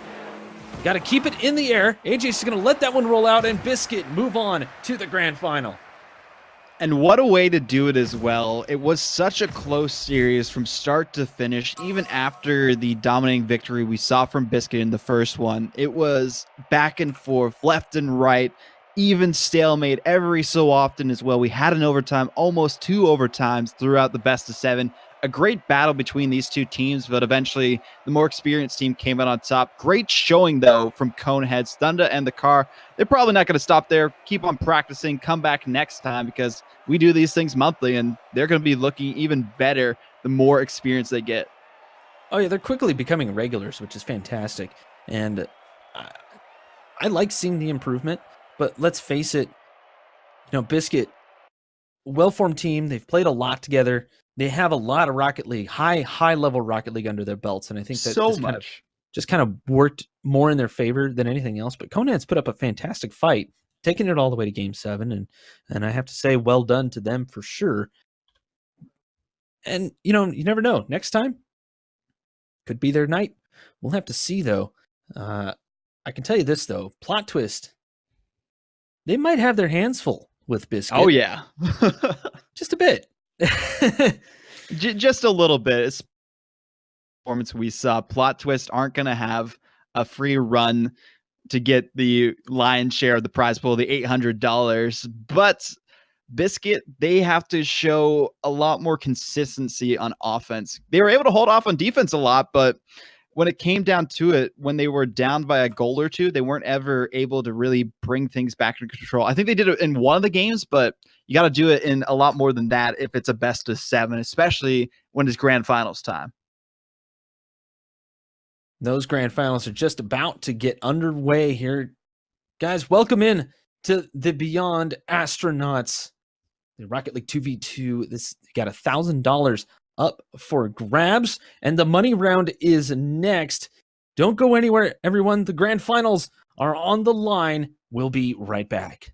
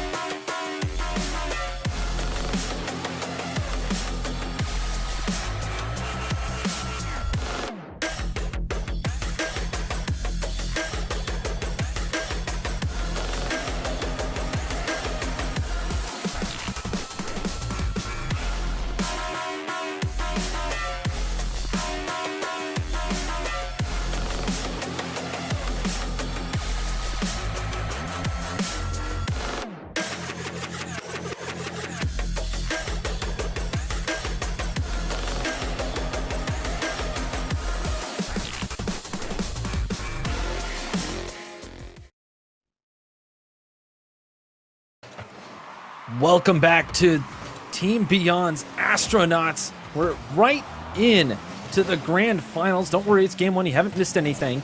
Literally just kickoff happened, and play has gotten underway as we watch Plot Twist go up against Biscuit. Who will take the lion's share of the $1,000? Who will go home with only 200? Pretty even so far here in the first 30 seconds, but we kind of expected that, VOD, and honestly... Mektos, though! Can he get it past? Yes, he can! Mektos staying with the play and makes it count.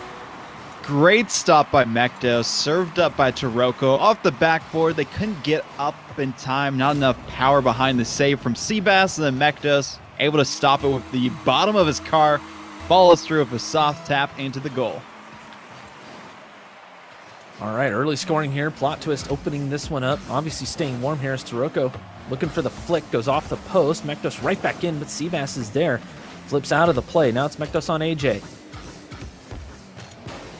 No bounce coming through. A little bit too far under the ball. Mektos out of boost. Trying to keep control, but Seabass stays patient on the ground.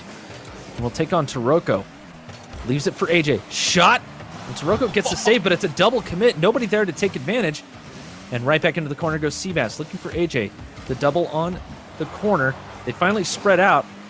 But it's only because Plot Twist got the decent clear, and Biscuit trying to keep it going here on the orange side off the backboard. Taroko, a big miss. AJ needs to put it on, and he does. The tie-up. Seabass was trying to go for the bump after the touch towards the backboard. Didn't need it, though, because Taroko just messed himself up defensively. Then AJ blow up to tie up the game.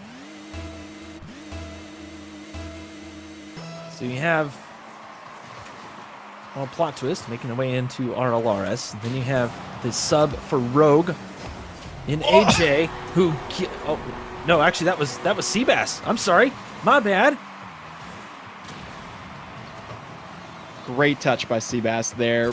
And we saw a demo come out on the defensive end, so he was kind of distracted, Taroko, before he could even get back in time to get the challenge there. And yeah, AJ actually a mainstay on Rogue and Seabass. He was on the former Allegiance roster before they disbanded. Oh, Seabass, decent save there. Actually sets up AJ fairly well. Trying to play this out. Taroko patiently waiting in the midfield. Popped up. Seabass has to try to read this. Gets the read, sends it back to the corner, and continues play.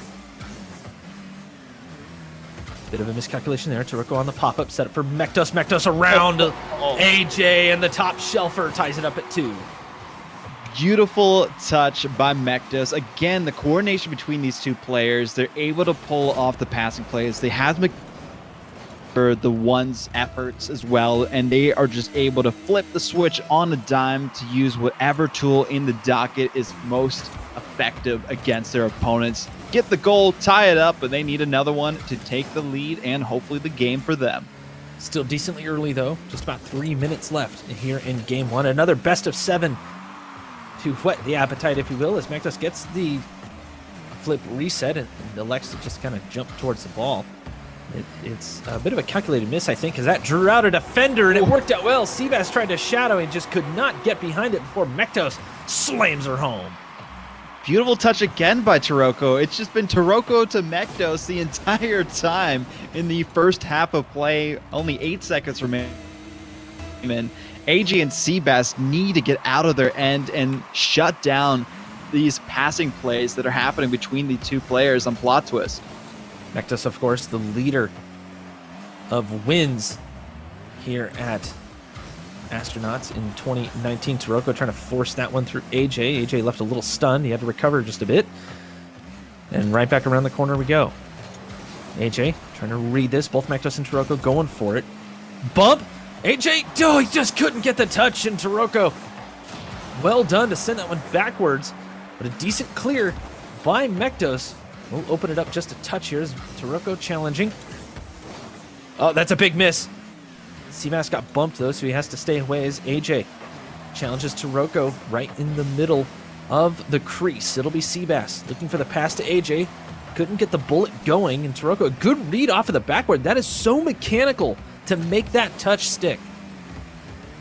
That was just enough to prevent the momentum from continuing in the favor of Biscuit.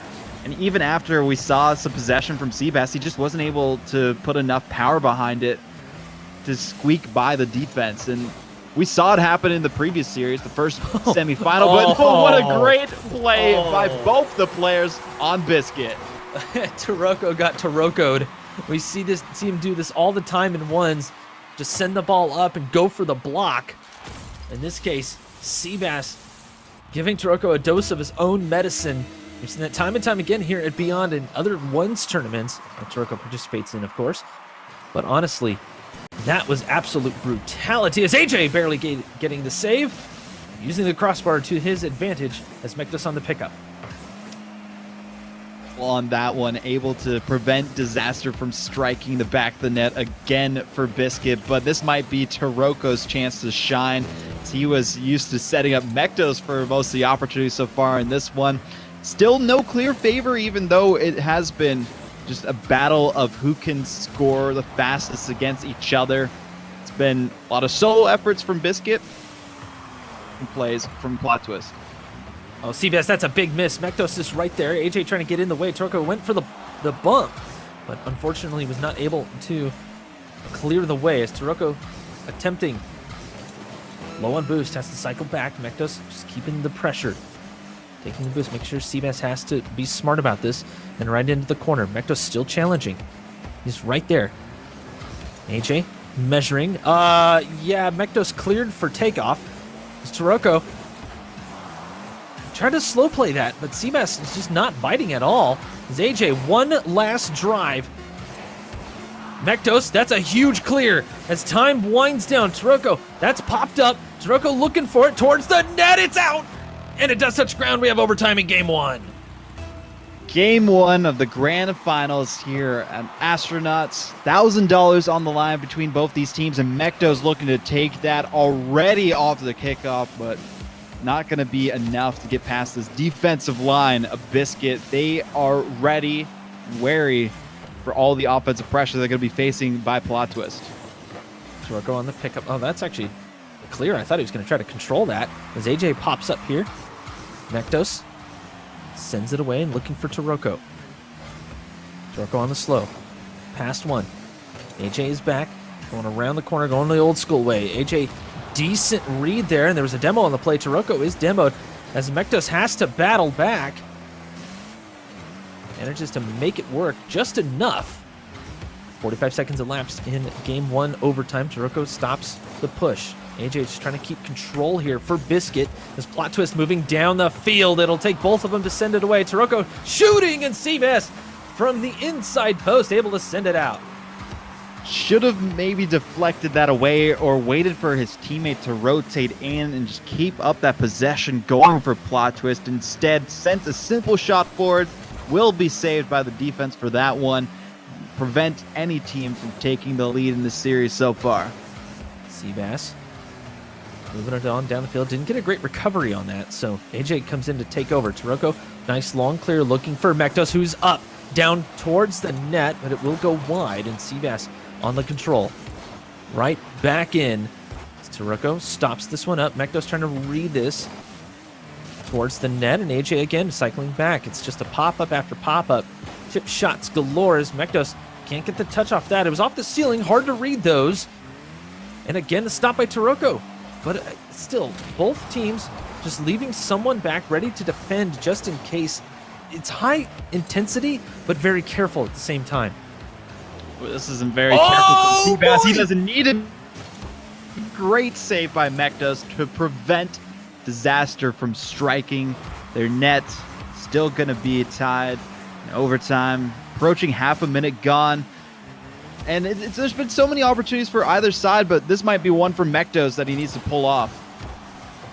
Seabass challenging Taroko in his own crease. It's a good challenge, sends it away, but Mektos on the pickup. Past AJ, takes a demo for his transgressions against the Biscuit squad.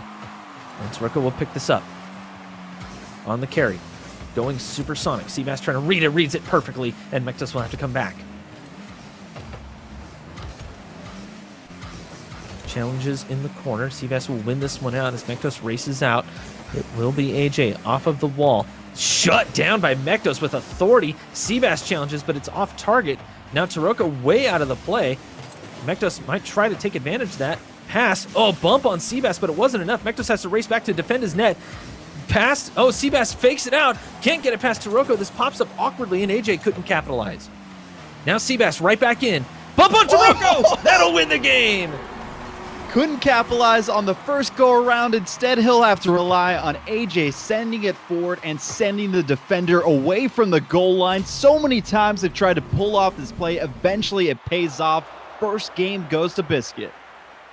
Well done indeed. I mean, they had to keep their composure all the way through. There was opportunities there that presented themselves. They couldn't quite take advantage of it. And they seemed to start to rush things a little bit on the offense, talking about Biscuit here. But they kept it cool. They weren't going to push if they were not sure they could make a goal. This is an interesting matchup we have here for the Grand Finals, Ninja. It's a rival series team of it. And then we have AJ on Rogue, and then Seabass is actually the sub for Ghost. So it's kind of the battle between the two different tiers, but plot twist with Mektos and Taroko, they are at home in this twos format, whereas AJ and Seabass, they might not have played together as much as this roster has in this kind of an environment. So that's what plot twist really needs to use, their experience in the two scene, to try and push themselves forward to victory in this next one. And I kind of want to silence the critics, and I'll let you do that, Vonk. You're a little more eloquent than I am in situations like this. They're subs. We get it. They still made it to RLCS. True. And Seabass has been allegiance, and they did fairly well. Even though they didn't have the strongest run, Seabass was still able to put on some great stats for his team. And he's showing off why he is so good in twos as well. He doesn't just have to be good at the regular format of play. Mektos and Taroko, I feel, have their hands full. Mektos trying to fake out Seabass. Patience. And it's off the crossbar there for Taroko. But Biscuit, a little close for comfort. Oh, he manages to cut it and in. AJ, beautifully done. Great execution. Seabass was thinking he should go for this one. AJ just calling him off on the shot. Instead, slowed his roll before he went for the challenge to get the shot on the net. Avoided the bump and demo and was able to just sneak it right past that last defender to get the first goal.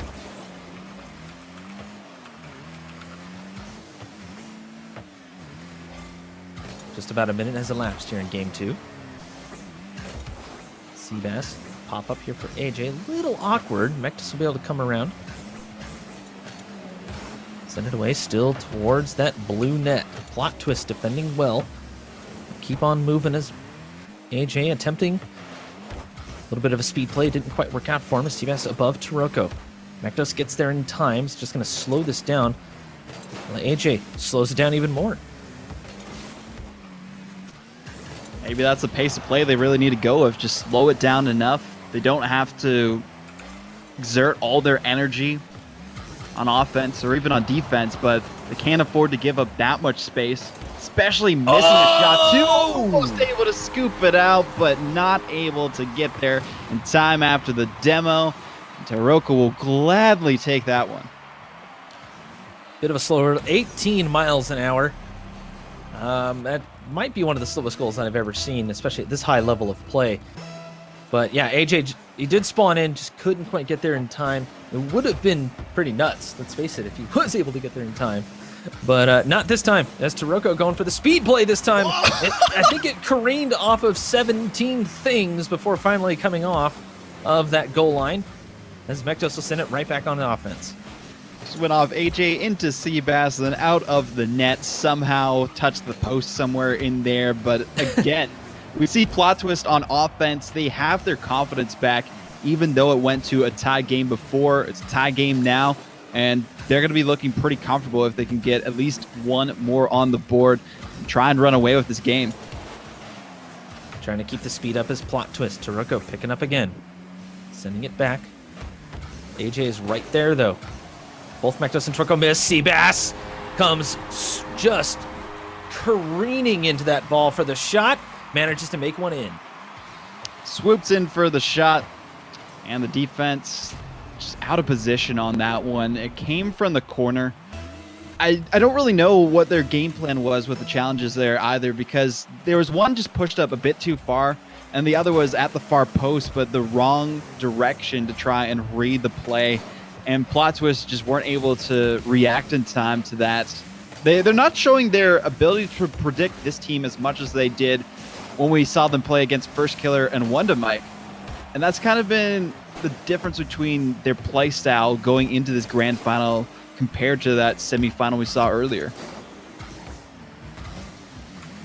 I mean, that said, Biscuit's definitely being pushed. The Plot Twist have put together some very decent plays, but still got to beat him. And, Taroko and Mektos, both of them have gone up against some serious contenders as Mektos tries a shot. A little high on that. AJ Taroko. Taroko shadowing. Nice prediction. He's able to send it away. That will open up some space. Popped up. Taroko, dangerous, looking for the laser, and Seabass, a good read. Dueling in the corner. Mektos and AJ. AJ comes away. Taroko trying to give him a little bit of space here. And well done. See, that's the one's experience I'm talking about. It really just comes up so good on defense more than anything else. Yeah, the shots are cool, but when you can defend your net, it's just so valuable. You know when to pick your battles when you have that kind of experience. And we see this happen so many times with one's players. When they lose possession of the ball, they're still calm, cool, and collected because they know they're able to read their opponents in that one-on-one situation just because they've seen it so many different times. It's just muscle memory at that point. And they're using that pretty well, but oh boy. They send it towards the center of the pitch. And that's where the counterattack strikes true with Seabass putting the defense in an awkward position. And then AJ just had to be in the right spot at the right time to send it through. Wrong color. You know what, though? I mean, it happened. That's one of those things that happens to literally everyone. And the pressure might be getting to Mektos and Taroko a little bit as Seabass challenges this. That makes it super awkward. Now AJ is going to send it down Main Street again. And it's a 3-goal lead with 30 seconds left. That's brutal.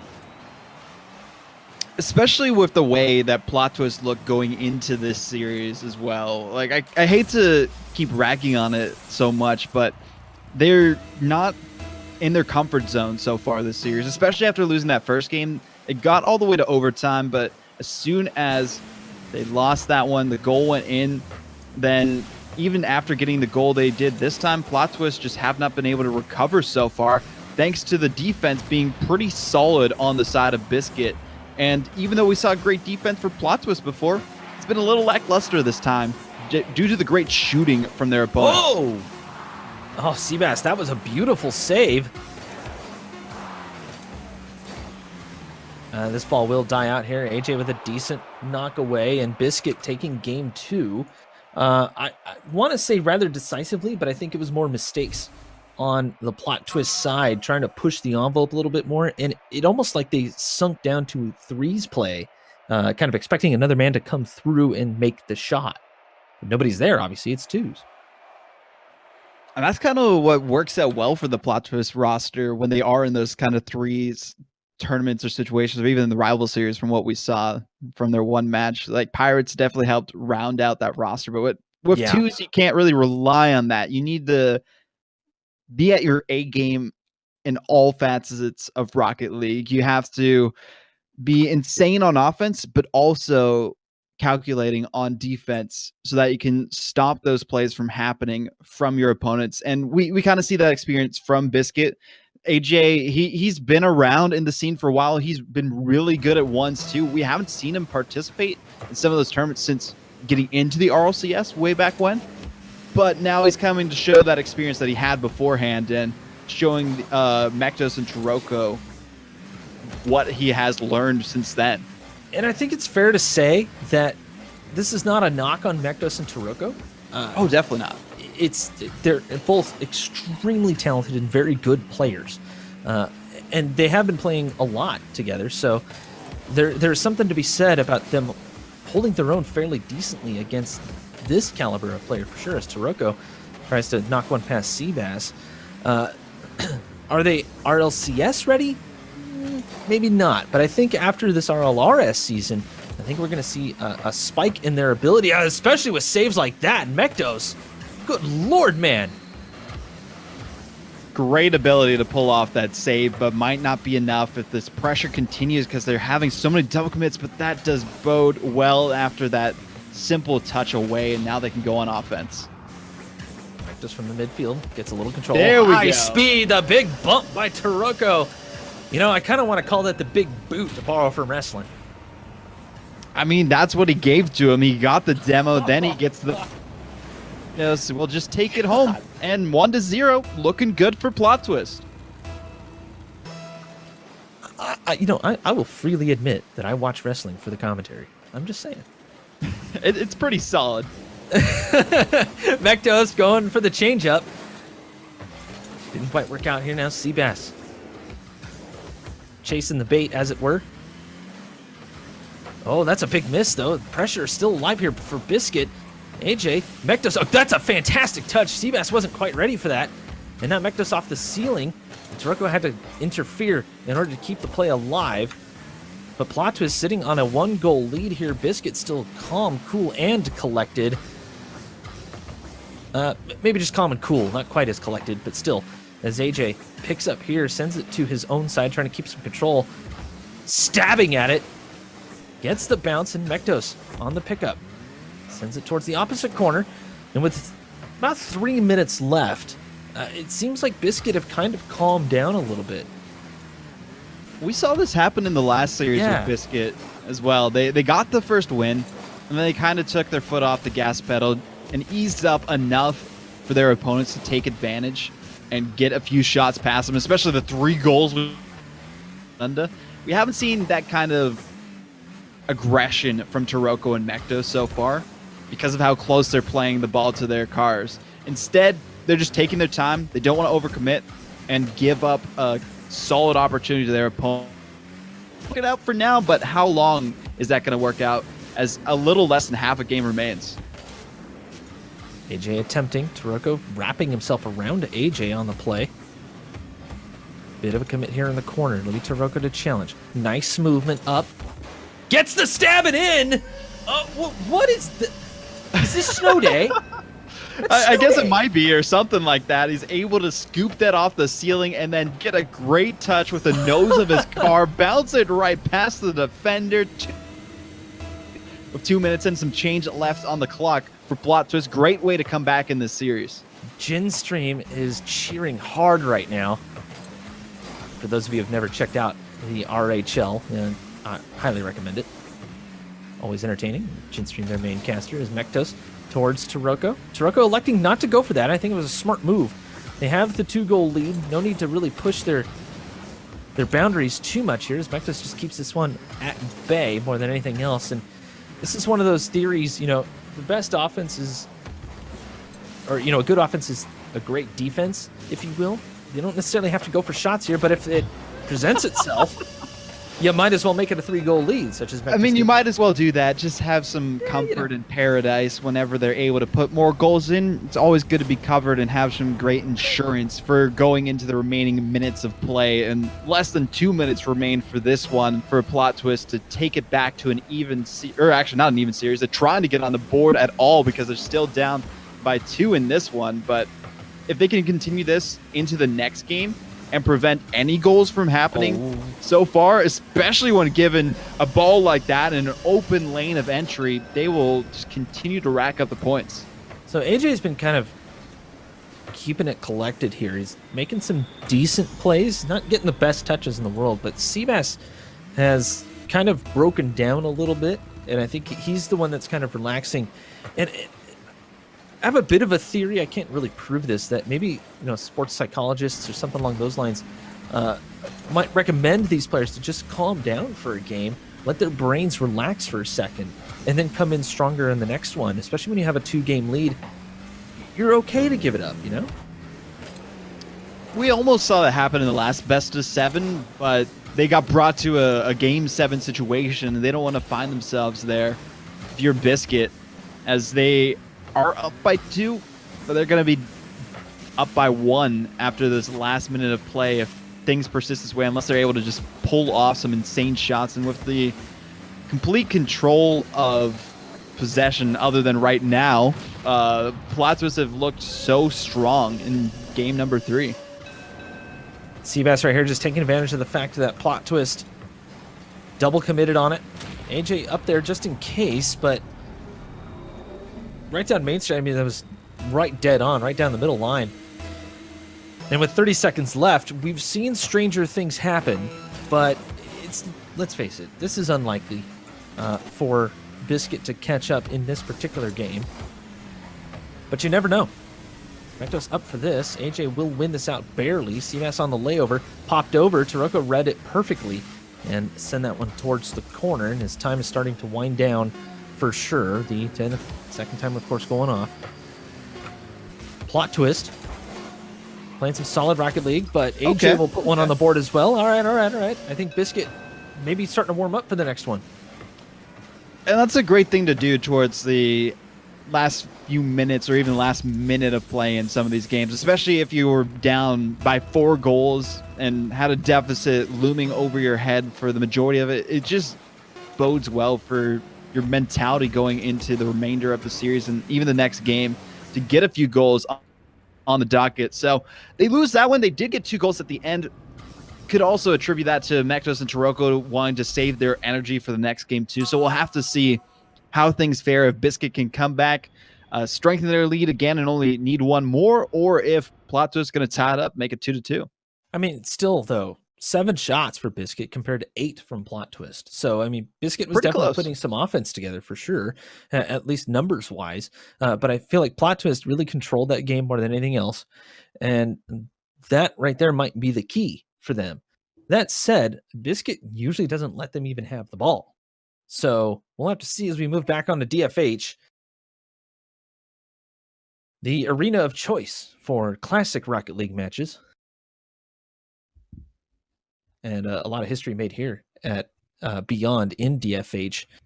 For those long-time watchers, we kind of mained DFH there for a little while. Mektos off a kickoff, the demo! AJ just taking one hard. Ouch! That's gotta hurt in the morning. After getting demoed right off the kickoff. You got 2 goals at the end of that one, but now you're going to be wanting that one back, especially being down so early, 5 seconds in to this game. But they might have a chance to quickly bring things back if they can rip control away from the defense. AJ has Mektos in front of him. Taroko right behind him. Sends it to the side. I think that was a good move. That forced Mektos to move it to a predictable angle. Seabass looking for the stab again.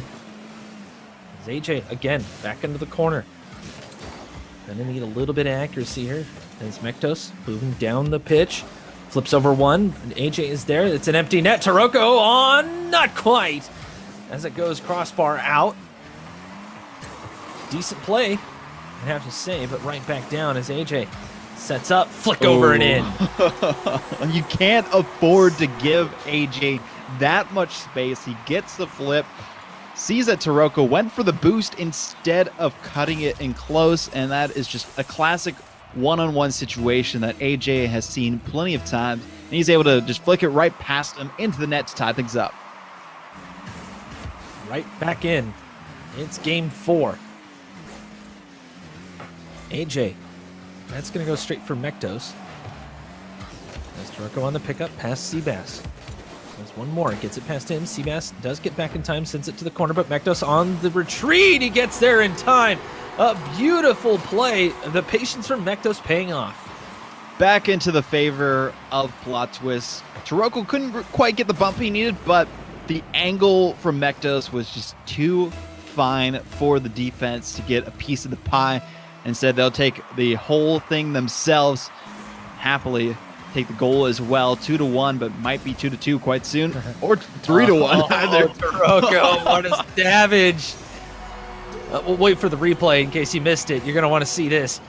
Seabass goes for the bump, stops right in front of AJ, and Taroko wrapping himself around both of them really, able to just knock the ball back, and it's enough. He had enough boost to get it past him and around and take the 2-goal lead here for Plot Twist, a definite plot twist on that particular play. I feel like I just wasted that pun. I'm sure there'll be another chance to use it later on in this series, but we need to see a lot more out of this Biscuit team. They can't afford to lose control of the series after going up by 2. One game, sure, that's fine, but with the reinvigorated Plot Twist that we're seeing, they aren't looking to put a foot on the brakes at all for the remainder of this one. Decent touch there by AJ, but stopped up by Mektos. Mektos around to the corner, gets decent control on the ball, but Seabass is right there. Mektos again chasing. Not necessarily ball chasing, it was just his time to go for it because he was on the rotation. As AJ losing control here, looking for the bump on Mektos, forcing Mektos away, and that buys Seabass just a touch of time to get set up for the clearance. Going off of the ceiling. Well, I mean, he had the time. Taroko didn't force the subject. Now AJ. A little bit low on boost, and clear was not great. Seabass on the miss, and Mektos the Savage comes through. Soon as he saw AJ go up so high, able to just receive that, followed up, knew Seabass wouldn't be able to recover as well. And just a simple execution from him, but you got to be able to pull off those kind of shots, especially in these situations. That consistency is key for Taroko and Mektos to defend their championship title and get that $800 that they are vying for, as well as the pride of beating 2 RLCS players. Just to kind of compare what $800 is, that's about 2 tanks of gas in California currently. Sure it's 2? I thought it was just 1.5 or something. You know, it depends on the car and or motorcycle that you're driving. I gotcha.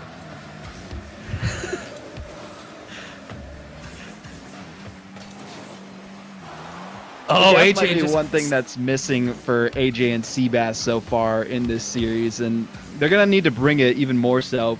Even with all the boosts that they've had, and they did well in their last series to take it away, taken away from Mektos and Taroko a few times in the first 2 games, but it just hasn't. They need to change up the strategy at this point because what they're doing has not gained them any favors on offense. It seems like they're going for a lot of speedy challenges. They're kind of relying on Mektos and Taroko to make a mistake more than anything else. But they're so clean. Yeah, both Mektos and Taroko are playing fabulously this time around. I guess for some reason my West Hollywood just came out a little bit. But I can, you know, my girlfriend isn't here tonight. Sometimes she is during cast, and I can just hear her dying right now. Long story. Anyways, a minute left, and Plot Twist seem to have this one under control, just like in Game 3, it seems. They haven't really put a step wrong, but Biscuit have also not really been challenging as much as they were in Games 1 and 2.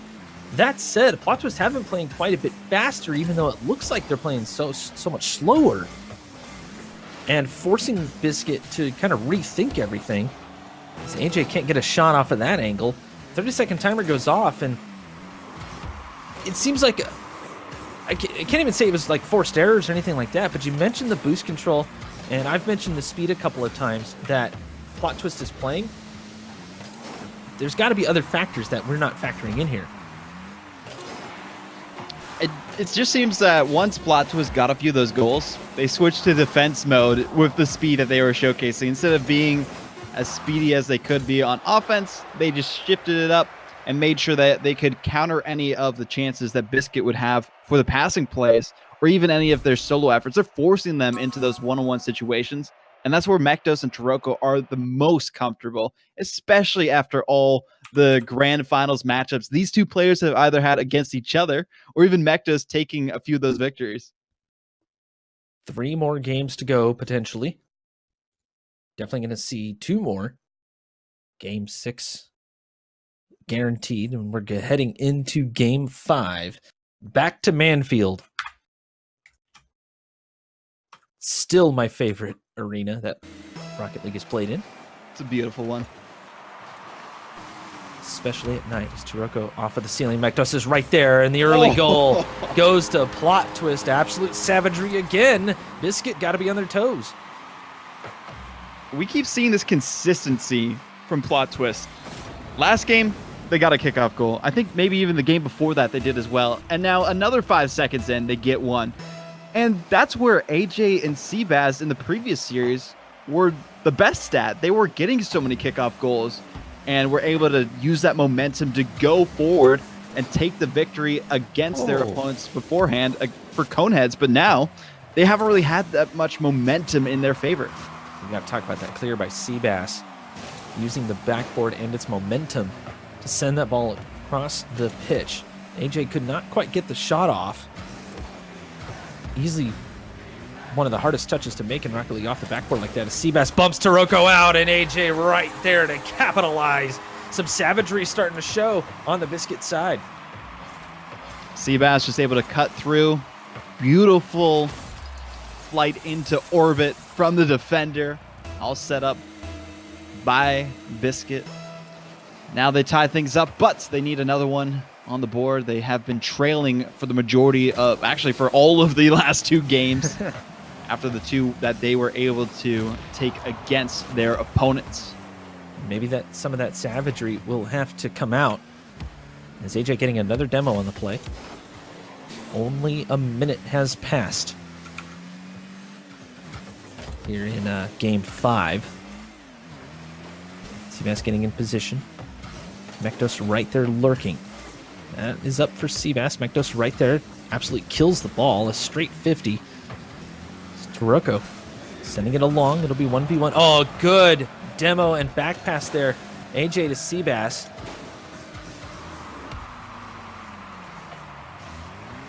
Nice tumbling there by AJ to keep the ball alive, but Taroko can't really do much with this. Finally gets the clearance. Oh, that's a miss for AJ. He's going to go for the stab. Manages to get it. And Taroko popped right back in. And it's just kind of back and forth right now. I think the teams are kind of feeling each other out again as AJ potentially a shot. But again, uh-oh, that's a big miss. Seabass. That's Mektos to Taroko and stopped by AJ. Luckily, AJ was able to cycle in. You've been saving the day a bit, but Mektos, a very strong shot towards the net. Almost able to put it through. We were talking a bit earlier about what was really missing from this Biscuit team. It might just be that physical play on offense that worked out so well for them, getting those bumps and the demos against their opponents, but they haven't been able to achieve many of those after the first goal they got to tie things up. Seabass wrapping himself around the crossbar to make that save. AJ on the miss. Now Seabass on the pickup. Can't get past Taroko. I don't think Seabass quite has the ones capabilities that Taroko has. Not quite, anyways. Pretty close, though.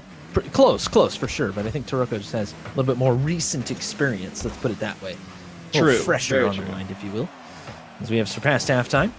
AJ looking for the pass. It was a little awkward for him, though, and still boosting the corner. Seabass will steal it, and Taroko right there. Seabass to steal again.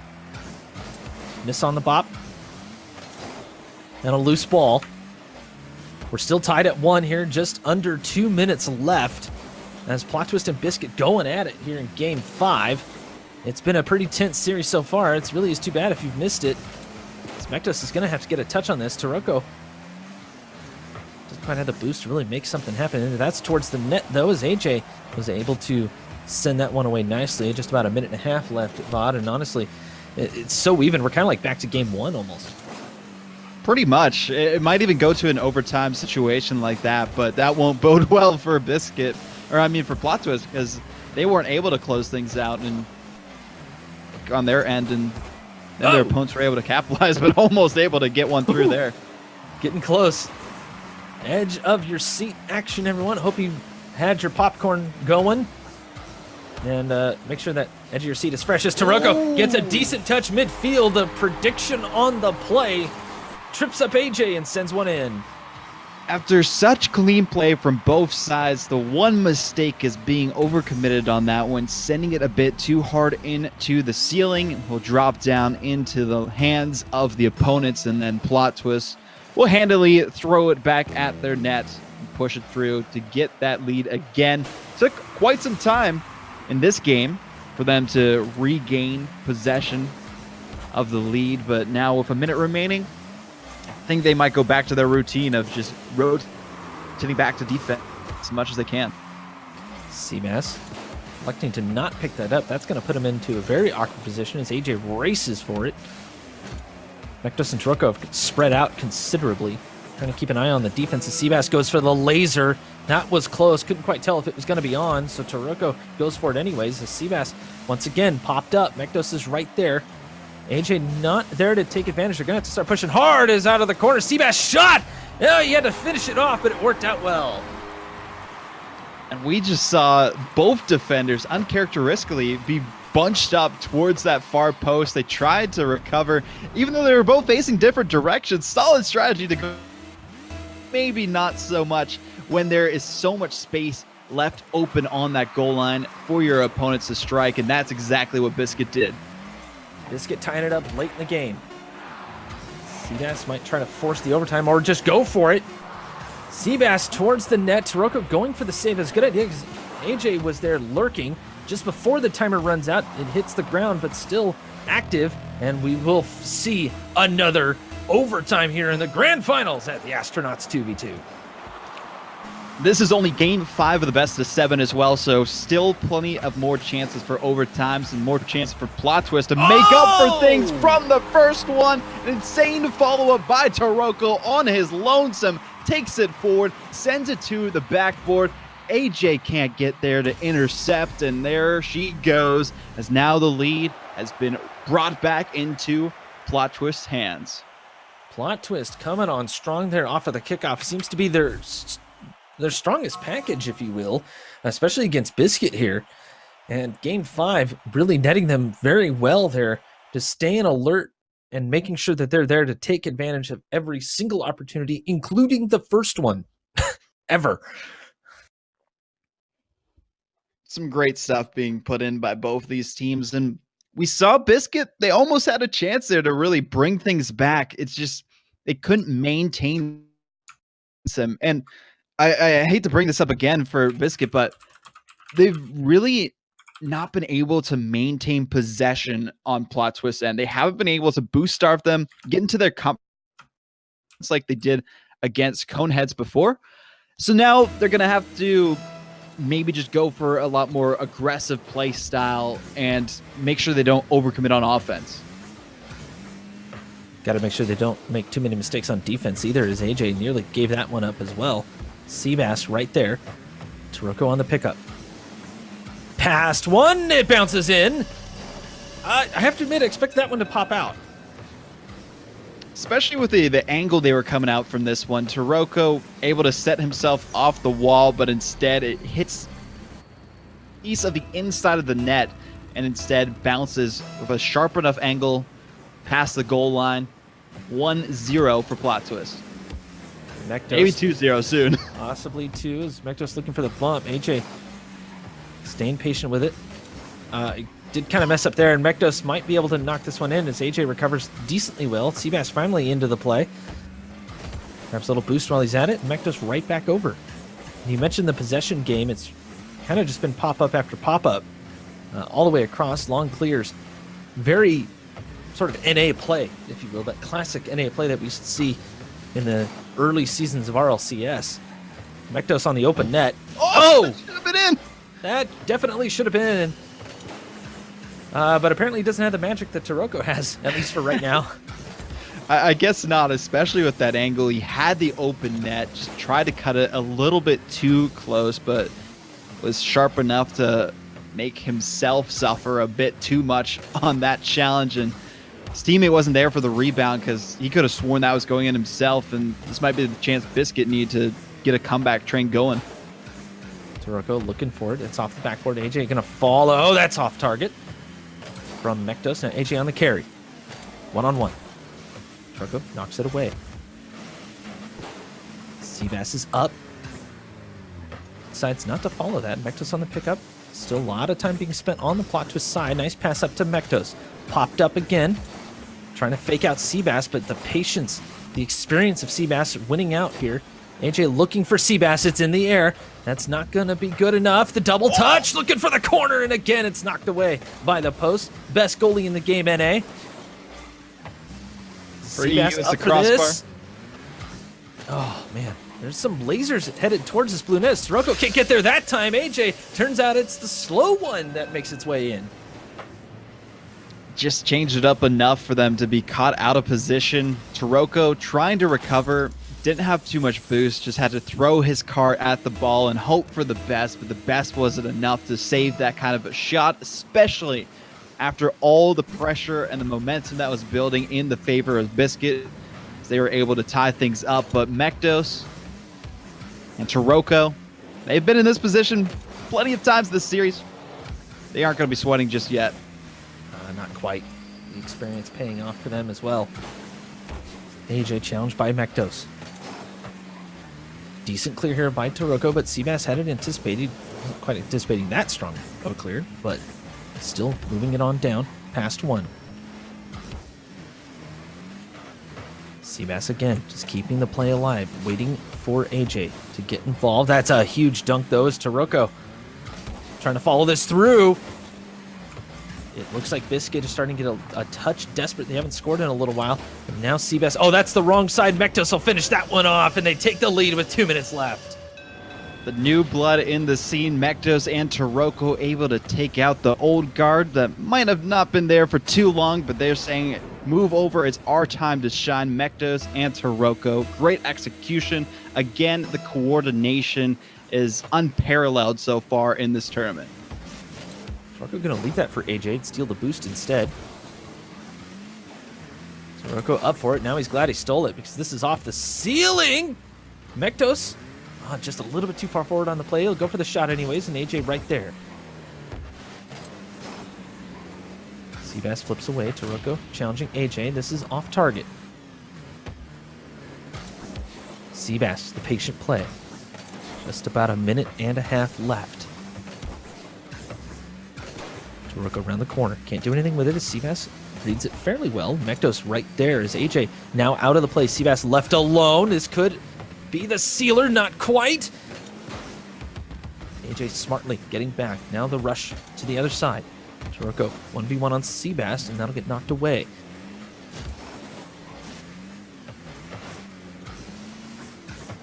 AJ towards the center. Seabass right there and in. We're tied at 2. Seabass and AJ were boostless for such a long time during that entire challenge, but it wasn't enough to deter them from setting up these beautiful passing plays between one another. They know this is do or die for them. This game, if they lose it, they are out. They're having to settle for second place and $200, which they want that lion's share, the $800 and the title as the champions for this 2v2 tournament. Especially if they do stuff like that, they will get there. Oh, this is beautifully done here. Mektos, that's a bit of a missed touch. I don't think he wanted to go quite that far into the corner, but AJ reading it fairly well, gets the direct pass to Seabass and in. Oh, good Lord, we could be seeing a Game 7. I told you get on the edge of your seats, and if you're not there now, I don't know. Do you even like esports? What's wrong with you? But still, less than a minute. Biscuit will use up all of the time that they can. Pop-up after pop-up, just moving it down the field, and Plot Twist need to pressure as much as they can. As Sirocco looking to do just that. AJ on the slow play, wrapping it around the corner, and Mektos on the pickup. Spread out. Seabass, decent challenge that sends it away. AJ thinking about it, but Sirocco, that's gonna tie it up. Okay, here we go.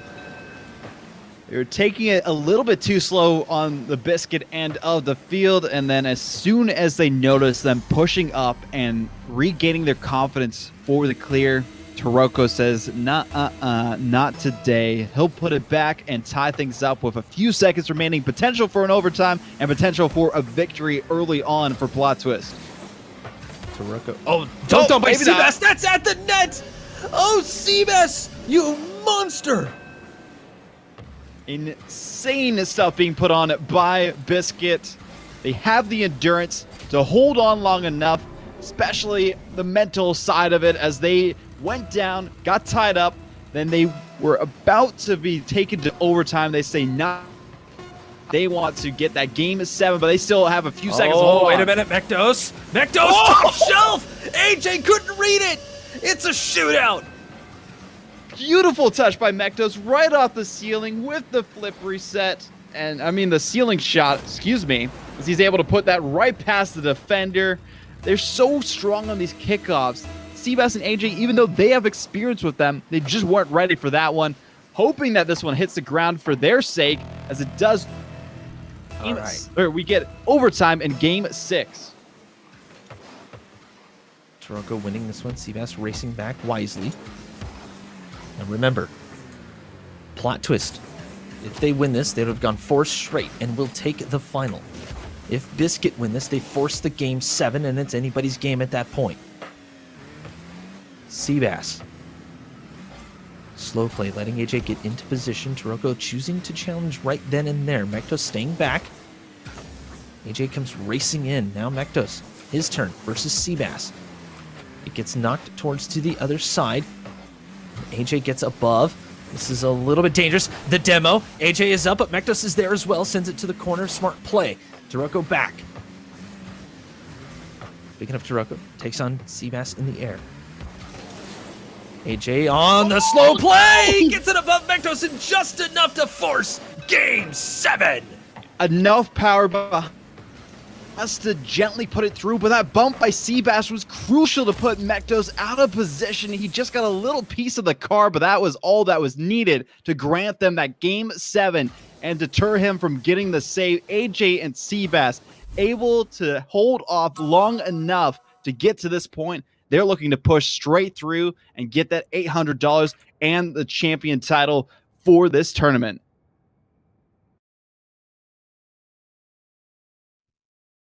Bit of a question here. We're not going to be doing Champions Field anymore. It's just DFH.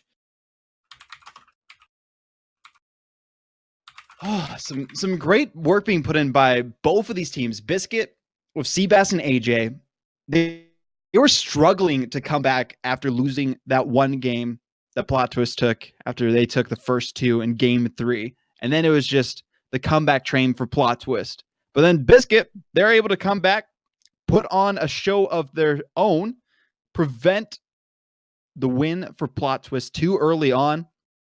And then we're going to be going into this next one for Seabass and AJ to try and take down Mektos and Taroko, who have been to this point time and time again. Whereas Plot Twist, they're just looking for a comeback run, and they just want to take this against the RLCS veterans and prove themselves even more so before they go into the remaining weeks of league play for Rival Series. They're already sitting up at the top 1-0 and I think 3-1 with games. I have to admit, that's not bad. Not bad at all. Way to open up the RLRS series, and why not play a little bit twos for a little bit of money while you're at it? Mektos off a kickoff here in game 7, knocks it under Seabass. Mektos bringing out the full savagery for game 7. Perfect way to kick things off for Mektos. He's able to bait out the defender who pre-jumped way too early on that one, and instead is able to sneak it underneath to get that first goal. And with the majority of games that we've seen with these 5-second goals from Mektos and Taroko, they usually take the victory there. So they're going to be pretty confident, but not if a shot like this comes in from Seabass. Seabass! The aquatic monstrosity from out of nowhere. RKO style, right in the net. Beautiful work being put in by both teams. This is just going to be neck and neck for the remaining minutes of play for game 7. Might get a potential overtime if things persist this way. Seabass trying to move this forward, and Mektos on the pickup. Last one, loses control of it, and AJ's patience brings dividends. Seabass on the pickup, and Mektos right there. Back and forth. Tied at 1. So nobody really wants to give up the ground as Mektos gets back, looking for the back pass. Seabass just a touch out of position, so he'll reverse and restart. I actually like the idea there by Seabass as Mektos. Oh man, AJ barely getting a touch on it. As A minute has elapsed here in Game 7. Mektos towards the net. AJ can't read it. Oh, God, the speedy boy on that shot. That pop-up is really what helped set it all up, but Taroko's bump on the defender sent him away from the position to try and intercept the shot from Mektos. So here's some unfortunate events for Seabass and AJ, but they need to work harder than that to come back, tie things up, and take the victory here. AJ just popping this, trying to get a little control on it and just send it away from his net. Can't quite do it here. Taroko will leave this for Mektos, but unfortunately, just not quite enough. And again, AJ on the flick, Taroko right there. Centering, and it works anyways. Getting between the defenders, threading the needle here. It's a 3-1. This is the synergy we're used to seeing from Plot Twist. Taroko to Mektos, the classic 1-2 punch for Plot Twist, and Biscuit. They have not been able to have an answer to intercept these plays from happening due to the speed that we are seeing from this team. There's a directional change that happens in those particular plays. Usually you see that in ones, and both of these players so good at such things as Taroko will find the net again. I think Seabass just couldn't read the play here. AJ, a touch out of position. That was going to be tough to read anyways, coming out of the corner like that. Seabass tried to save it away. But Taroko stayed with it. The persistence paid off. Now they have a 3-goal lead with 3:18 left. Floodgates have opened into the net of Biscuit, and they are just becoming a bit washed up and dried out, but not too much as Seabass just reinvigorates his entire team by his lonesome with the carry. We got some fresh, dry ice in the cooler here as Seabass nice and cold. That was good. I gotta give you credit on that one. Oh, thank you. Oh, I've been working on it a little bit. Literally tearing my vocal cords apart here for Beyond. Hope you guys are enjoying the show. The players are definitely putting it on as Taroko picks this one up out of the corner and Mektos sends it away. Only AJ back. Looking for Seabass on the pass. Centered. AJ up, but so is Taroko, and he'll beat him to the ball.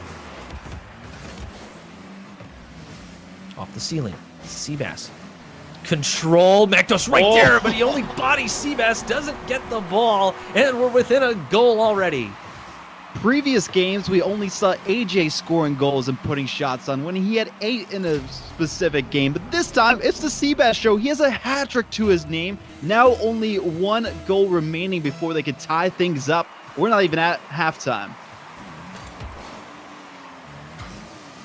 I wonder if Seabass is feeling like a salty old vet. I gotta show these whippersnappers what's going on.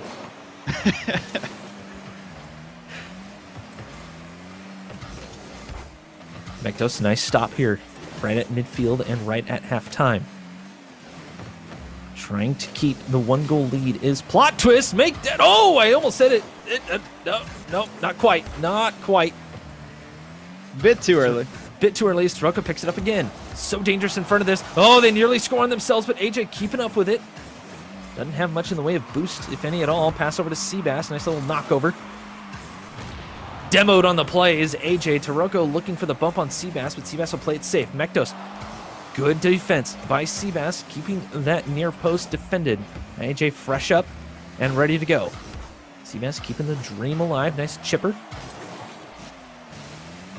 Keep the offense alive, but Plot Twist have done a pretty good job of making sure they don't get too close. Seabass, good timing here, trying to follow this through, but Mektos is right there. AJ popping himself up. 1, 2, slow play, but didn't work out as Taroko anticipated it. Seabass gets there in time. Less than a minute and a half.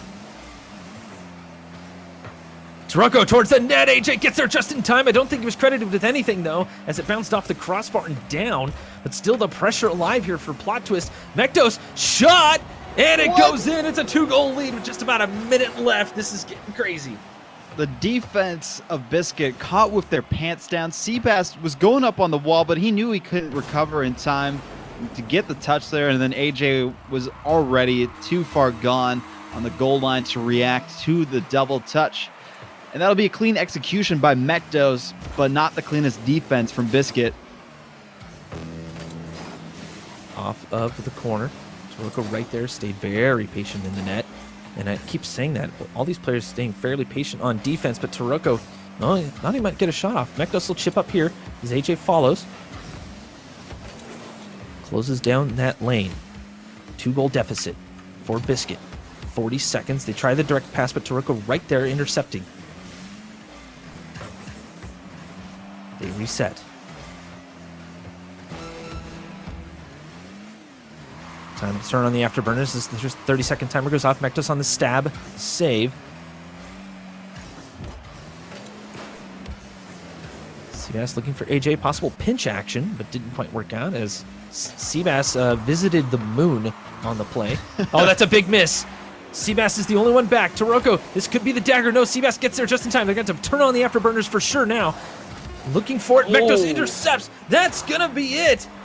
Mektos with a goal just to go home on. I guess not, as the ball has not quite died out yet. Plot twist. Take the win. Vod, you called it. They did it against the RLCS guys.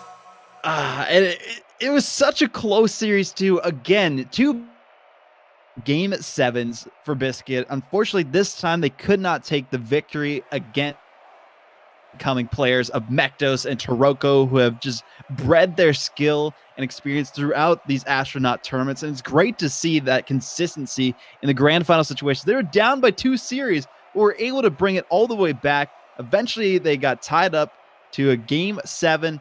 They were just able to force enough passive defense, and those plays and passes between Biscuit, Seabass, and AJ just weren't fast enough to stop Mektos and Toroko from reading them, and that's where they executed on in this last game.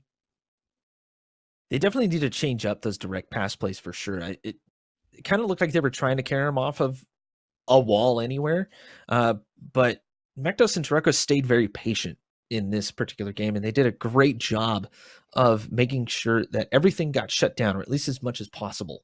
In twos, things are going to get past you. It happens from time to time, but they stayed patient. They didn't let it get to their heads at all. And you have to applaud them. They did a fantastic job this time around. And we have to admit, though, the leaderboard has been updated. Mektos, 2 1v1 championships, and now 3 2v2 championships, opening up the lead on First Killer to 3 total wins. Toroko right there with him, though, with the 2 total wins, as he was his teammate this time around. Fantastic stuff here from Mektos. He's definitely popping off here. It's great Beyond. to see. It's beautiful.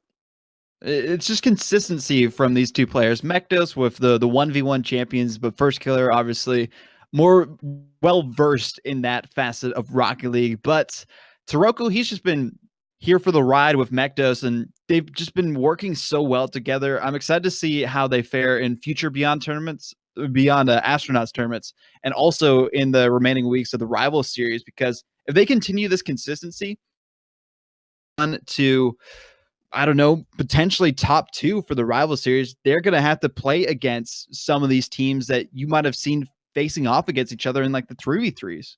Yeah, no, that's true, especially later on in the season when the promotion relegation tournament comes around, and they can continue this momentum for that period of time. I think they're going to start to become contenders for sure, potentially entering the RLCS. So definitely something to watch as we move through a massive improvement this year as well. We should mention Mektos and Toroko had 1 win in all of 2018.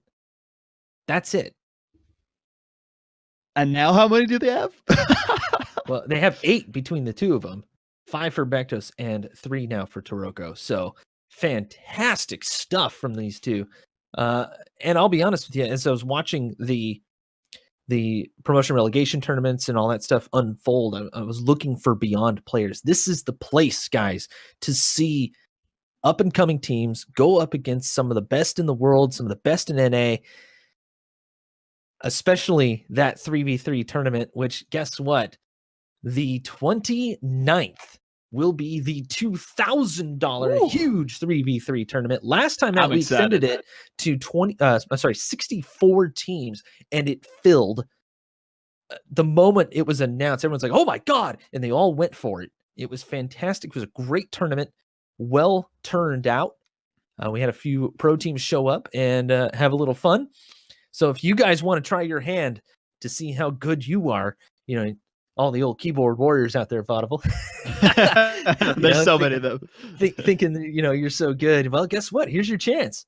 I'd love to see you guys out here. And I promise if you're playing, I won't make fun of you. Maybe just a little bit though. But I mean, if we do see them on stream, they're probably doing pretty good. So, can't make too much fun of them. No. It's always great to see the community come out strong when it comes to these 3v3 tournaments, even the 2v2s and 1v1s. It's just a great thing that Beyond and Astro are putting together for the community. Guys, we should also mention the April giveaway is live. For those who don't know, Astro came out with their first controller, and it is one piece of art. Beautiful. I want one so bad. Oh my God. And I don't even like PS4 style controllers. This one looks fantastic. The Astro C40 TR controller. It's up for grabs in the April giveaway, along with the A40 TR X Edition headset. A fantastic headset. Logitech G703 Lightspeed wireless gaming mouse, the Pro Mechanical Gaming keyboard, as well as a PowerPlay wireless charging system, all at the April giveaway. You can check that out at teambeyond.net on the Twitters. And of course, stay tuned there for the latest news and updates on all our tournaments, including newly added Apex Legends. Ooh. Yeah, keep your eye out on that for sure. But of course, they still do the Call of Duty and a bunch of other stuff in the pipeline. So stay tuned there. Of course, if you guys saw anything that you like and want to share it, be sure to @Rocket Dailies and of course @TeamBeyondNet to make sure that we see it. And I can tell you this, Vod, the production team loves to see that stuff. They love to see the social media interaction. And it's awesome when they react to it. Oh yeah, there were so many highlight plays throughout this stream itself, and I'm sure a lot of these players might have been streaming their runs to get to this point too. So if they have any plays they'd like to share that we might not have been able to see on stream, that'd be amazing just to see the work that people have been putting in up to this point for the tournament. Definitely. Guys, you can find us on Twitter as well. I'm @NinjaWriterRL. Vod, where can we find you, man? You can find me on Twitter and all the social media stuff, except maybe Snapchat, because I don't really use that, @Vaudable. So you can contact me there and say, show some of those plays, because I'm very interested to see which ones we might have missed. Say hello to us. We always wave back at you from a distance, usually with a headset on, though. We are not going to hear you. Just wave. It's fine. Anyways, I want to thank you all for watching. It's been a fantastic tournament. As always, huge thank you to Astro for putting this on for us and Team Beyond. This has been the Astronauts 2v2 on twitch.tv. Thanks for watching. We'll see you next time.